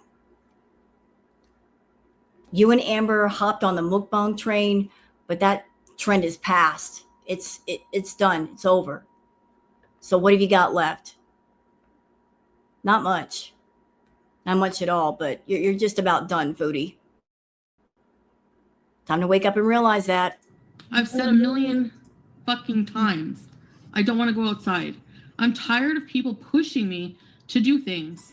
And honestly, I would rather live my life alone and in peace and do what the fuck I want with my life than people harassing me all the time to do shit I don't want to fucking do. If I don't want to go on the goddamn fucking treadmill, I don't want to go. Okay? Like, if I want to be fat and die in 5 years, that's my fucking problem. That's my decision. Jesus. Seriously. Why do I have to get offline? Because people are pressuring me to go on the treadmill? You don't make any sense. Like, if it's so sad lurking, why are you here? It's my life. I have a right to live it how I want. I don't want to go on the freaking treadmill. I find it dreadful, and I would rather die early than do it. Okay? And I'm going to say something for you, Chantal. I'm going to say something for you. You're an addict.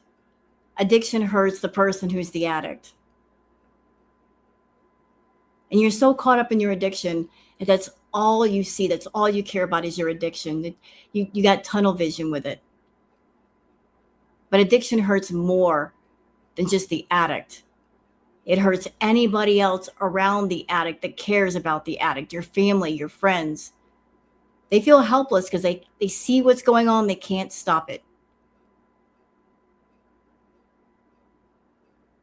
You don't know what it is to be someone connected to an addict. You see that the destructive path that they're on, being nervous, being afraid of that phone call. You're afraid of that phone call somebody's going to make to you to let you know that you've lost someone that you care about. You don't want the phone call, but you're halfway expecting it. The news that somebody's gone now. They ain't coming back. All you can see is what you want, your addiction. But you, the addict, you're experiencing hurt, but other people around you are also experiencing hurt. But you're just so caught up in your shit that you're not realizing it. You're not seeing it. You're not feeling it. But it causes devastation all the way around. Okay. Are you happy? Just leave me alone with it. This is not opinions. This is people trying to push me to do things I don't want to do. This is people trying to make me live my life a certain way. I don't want to live it. I don't want to go for a walk right now. It's 1 in the fucking morning. I'm tired. It's hot outside. I don't want to go in the elevator. Nobody can, I have a fear of elevators. Sometimes it's not bad. Sometimes I push myself. Right now, I'm just anxious about it. I don't care if you don't understand that. I don't have to make you understand it. I just said I don't want to go. It doesn't matter, no sugar, if he had good intentions. It doesn't matter if any of you have good intentions. If I don't want to do something, why are people villainizing me for not wanting to go to the pool? Why are people, it's been nothing but an hour of suggestion. You know what? You want people to care, but you want people to care only in certain ways. And it's not how care works. You can't be selective about care. You want people to enable you and to coddle you, but you don't want them to actually care, because if people actually care, when someone cares about you and you're doing some fuck shit, they call you out on your fuck shit. Anybody out there's ever had a best friend, you know what I'm talking about. If you got a real best friend, they will call you out on your fuck shit. They will, because they care, not because they're being mean, because they care. Hey, stop that fuck shit over there. That's what best friends do. Yes or no? A best friend will tell you the truth. They will call you out if you're acting badly. They'll let you know you're acting badly. Hey, stop that. You're acting like a fool right now, because they care. But you don't want people to care like that. You don't want them to set you straight. You don't want no one to set you straight. You want to always be right when you're always wrong, when you're acting wrong. You want people to be yes men and say, you're doing right when you're doing wrong. You want yes men. Whatever you're doing, yes, you're doing all right. You're doing great, Foodie. That's the problem with you. You got too many yes men and nobody telling you no. You can't even tell yourself no. Nobody's allowed to call you out. And I call it my bestie all the time. But you know what? That's why that person's your bestie. I'm sure you call them out, they call you out. It's out of love. It is absolutely out of love. I got friends that call me out and I listen to them. If I mess up, I want to know I messed up. Questions, and it's just okay, Hollis, I don't want to go. Why make me feel bad about it? It's my life, my body. If I don't want to and you have all the energy to do it, good for you. Here's the fucking congratulations. I don't feel that way. I'm not pounding the treadmill. I'm going to pound your face. I'm just joking. He's trying to carry your life. I don't need help with that. I mean, I don't know. I'm fine. Super Scruffer, I'm going to smash the treadmill in your honor, okay? I'm gonna smash it. I hate it. Like just right now, I'm just like, I don't know. I don't feel like doing anything outside anyways. I hate being outside right now. It's hot. I'm smoking because I'm stressed. Yeah, I didn't mean to yell at you, babe. I don't like being pressured like into doing things I don't feel well to do, and I don't like when people. But the thing is, Chantal, unless somebody pressures you, you don't do anything. Unless somebody applies the pressure, you won't get off your butt and do something. You won't. You. The only time you'll do something on your own is if there's a food reward attached to it.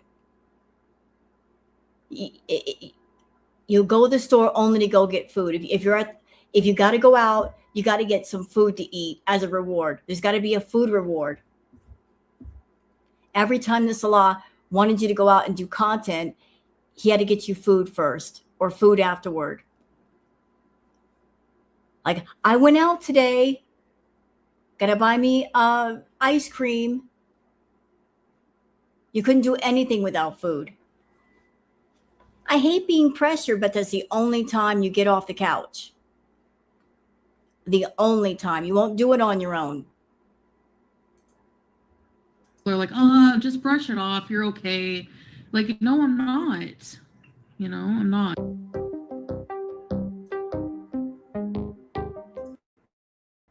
Okay, so that's it. That's like the last clip that I got for y'all. But I just want to show all their amazing chemistry. Wasn't it amazing how much the two of them get along and how much they love each other and how there's so much communication between the two of them? I mean, there's such a connected couple. Oh. Do I think she's really going to Malaysia? No. No, I don't think she is. I really don't think so. I don't believe she is. It would be far too expensive. Her health is bad. Honestly, if she got on a plane, she'd be high risk for a medical event in the air before she even got there. She's had a history of blood clots in her lungs before. She's not on blood thinners. I mean, it would just be dangerous to put her on a plane. And for her being in Malaysia when she needs medical care, and Salah's not going to sign up to be miserable. Why would he? Why would he?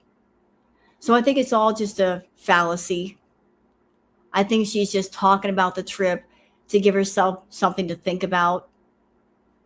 But the way she's been eating lately, it's like that by itself is telling on her.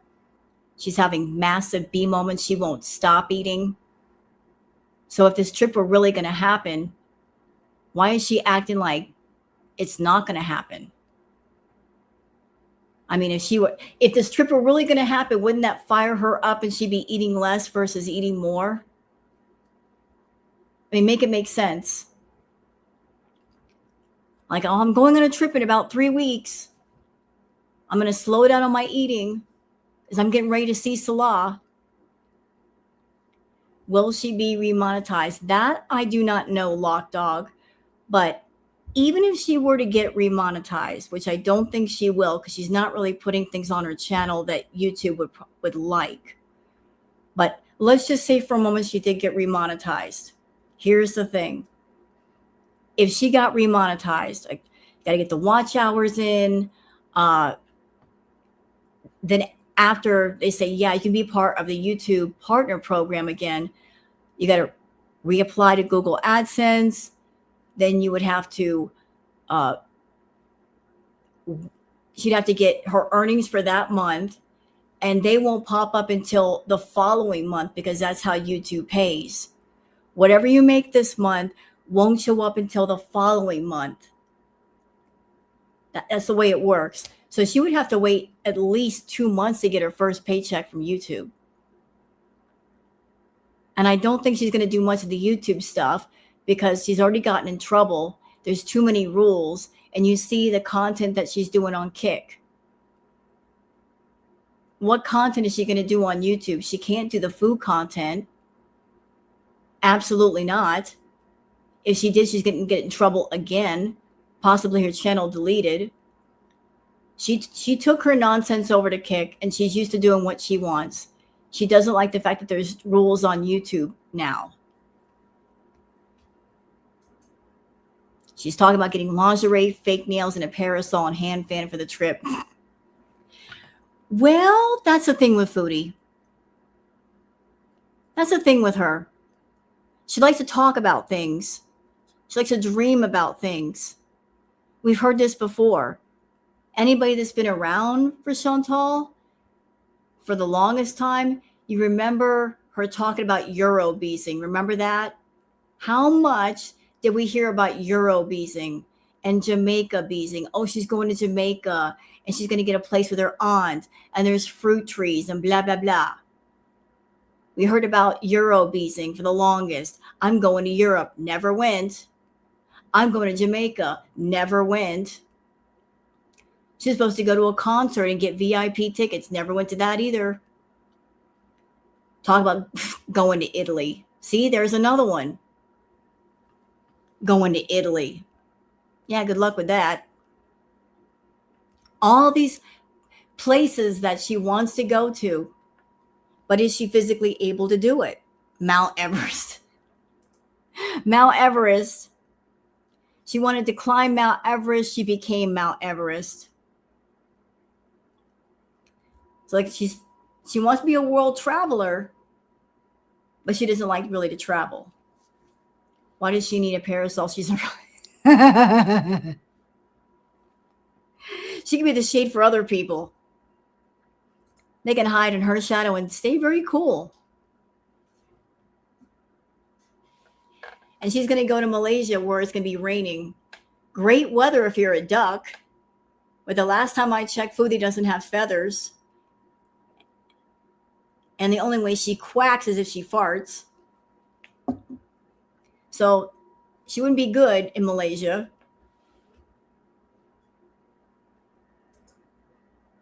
I would love to see her get into it. No, they wouldn't allow her to do that. I don't think that would work. I just can't see that working, Michelle. She had trouble getting on that boat. I don't think a gondola would work. No. That gondola would be leaning like the Tower of Pisa. But she's going to go to Malaysia. She's taking lingerie. Ew.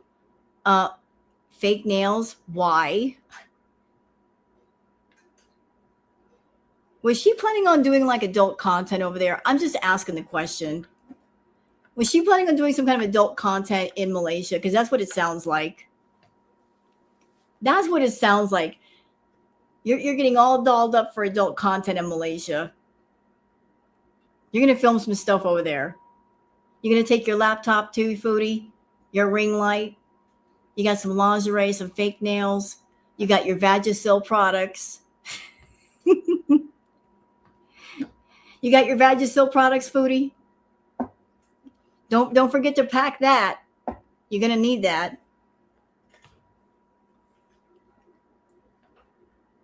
Are fake nails allowed? I don't know. Sembros Tarot said what? Oh, I saw the reading that she might want to go over there and do stuff. Yeah, but that trip's not going to happen. It's not going to happen. And clock this, chat. Clock it. She's talking about this trip to give herself something to talk about and also a reason to grift money out of people. But when it comes time to actually take the trip, suddenly there's going to be an excuse why she can't go. Clock it. When she's told a lie, notice that in the lies that she tells, there's always a big span of time where, it's not like I'm taking the trip next week. It's always like I'm taking the trip in a month. That gives her a whole month to lie. And then when the clock is down to the wire, suddenly something will happen. Oh, I'm sick. This, that, and the other thing. That trip's not going to happen. So you tell a lie, that you can stretch out for a month. And then at the end of that month, you got to tell another lie to cancel out the first lie. And then nobody will talk about it again. But in the meantime, she can grift and lie and make money with that lie. I'm going to go to Malaysia. She needs something to talk about. So we're picking the trip lie again. Get this off the screen. More lost footage to go with the Thailand lost tapes. She needs a salad fix. She does, but she ain't gonna get one. It ain't gonna happen. I don't think it's gonna happen. I don't think so either, Michelle. I really don't think so. Yeah, let's see the boat footage. Let's see the boat footage. I would love to see the boat footage.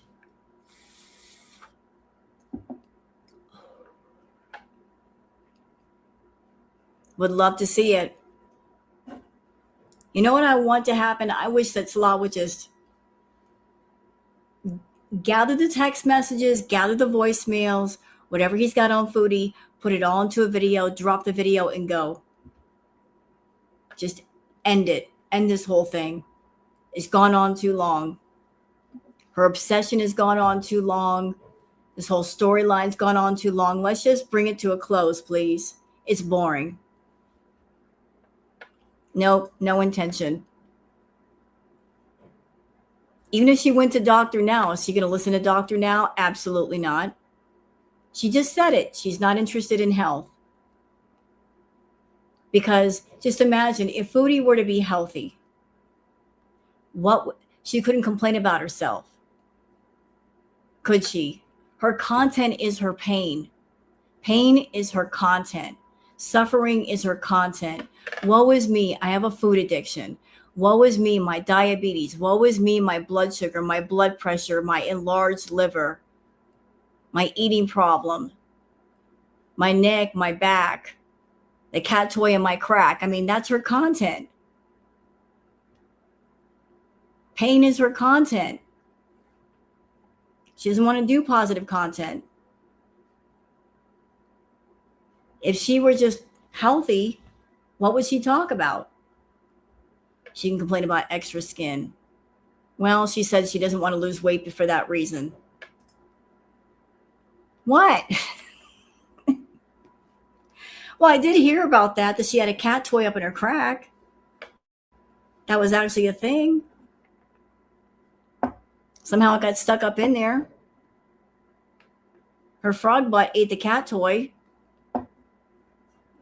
That cat toy has seen some things, smelled some things. We don't want to know.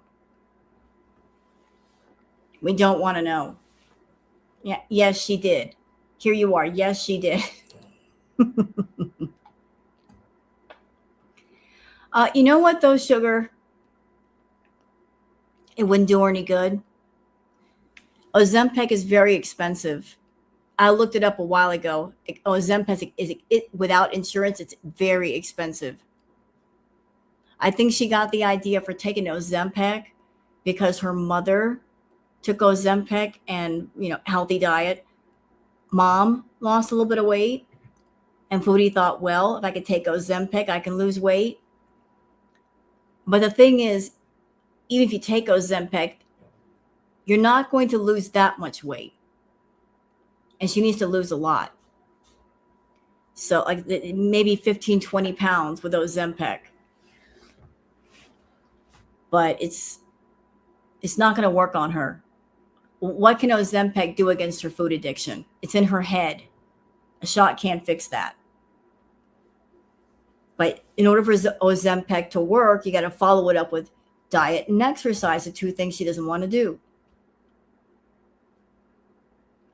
She did get Ozempic, though, Bella. She did get it for a minute. She took it, and she didn't like the fact that it stopped her from eating, so she stopped taking it. The only time I've seen Chantal lose weight is when she was on the Coca-Cola. She did lose weight on that. But that's the wrong way to lose weight. She lost about 50, 70 pounds on the Coca-Cola, and you could see it. Her ears weren't plastered to her head. You could see more of her cheekbones, but then she gained it all back. Spent $4,000 on the Coca-Cola. She lost 50 to 70 pounds, and then she gained it all back. Yeah, it was snowing heavy. That's why we call it Crackhead Olympics. Because she had more energy than all of us put together, and it took all of us to keep up with her.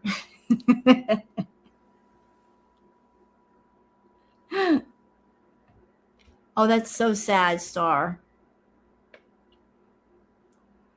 I hope she gets help. That's so awful. Poor thing. I hope she gets professional help. She spent all of her pandemic money. Yeah, it's all gone. Every single bit. Every single bit of it. Oh, really? Warning doctors not to write scripts due to patients having blood. Ooh. Yeah, that's bad. That's very bad. Very, very bad. And I know this is kind of part of the conversation, but not. So I'm sure all of you are familiar with a channel called Kidney J. She's such a sweetheart. But Kidney J does dialysis.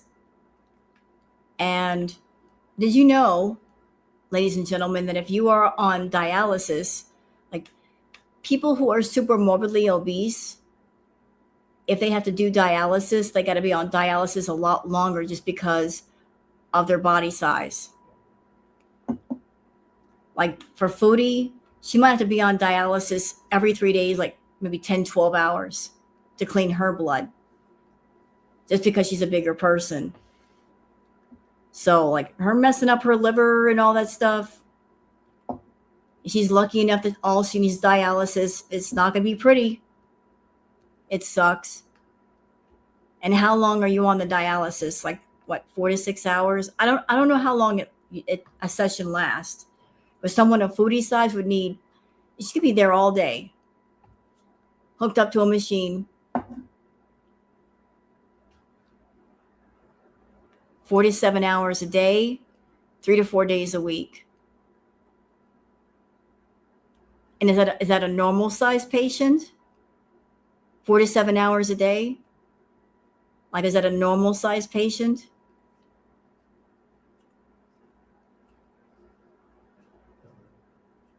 I would think that just being 47 hours, it's a lot. That's a long time to be on dialysis. But imagine like 8 to 12 hours. It's 4 to 7 hours. But is it based on body weight? If you had like a 500-pound patient come in, wouldn't it take longer to clean their blood?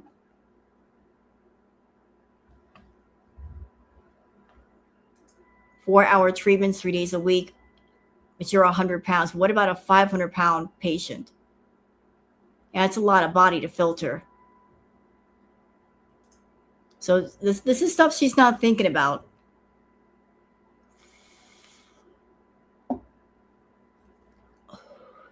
And it's a shame because Foodie must have some amazing genetics. Look at all the abuse she's put her body through and it's still kicking. But it can't take much more. It really can't. Kidney damage, she's got a lot. She's had non-alcoholic fatty liver disease, extreme fatty liver. Don't know what her kidneys are looking like, but I'm sure they're not in great shape either. 320 pounds, it does 3 hours. Okay.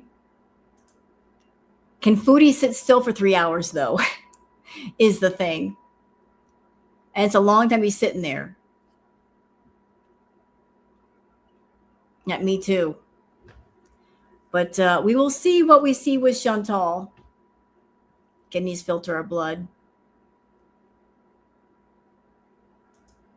My friend did it at home, and he's 6'5". I wouldn't trust her to do it at home. She wouldn't know what she was doing. She would not know what she was doing. She'd mess it up. She seals for 3 hours. Yeah, but that's in her house, like with a camera on. Foodie being still for 3 hours with no camera on. Price for Ozempic is much more expensive in Canada and America than Australia. Yeah, the last time I checked the price of Ozempic, $1,200 for a 30-day supply. That's more than my rent. It wouldn't work with her anyway. She'd still eat.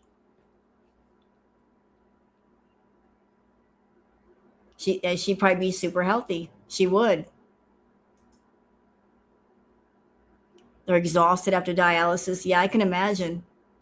It's terrible.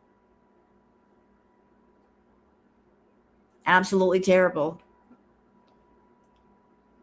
But I'm clocking it here. I'm telling you guys, Ramadan started 2 days ago. That means Salah won't be able to talk to Foodie very much during Ramadan.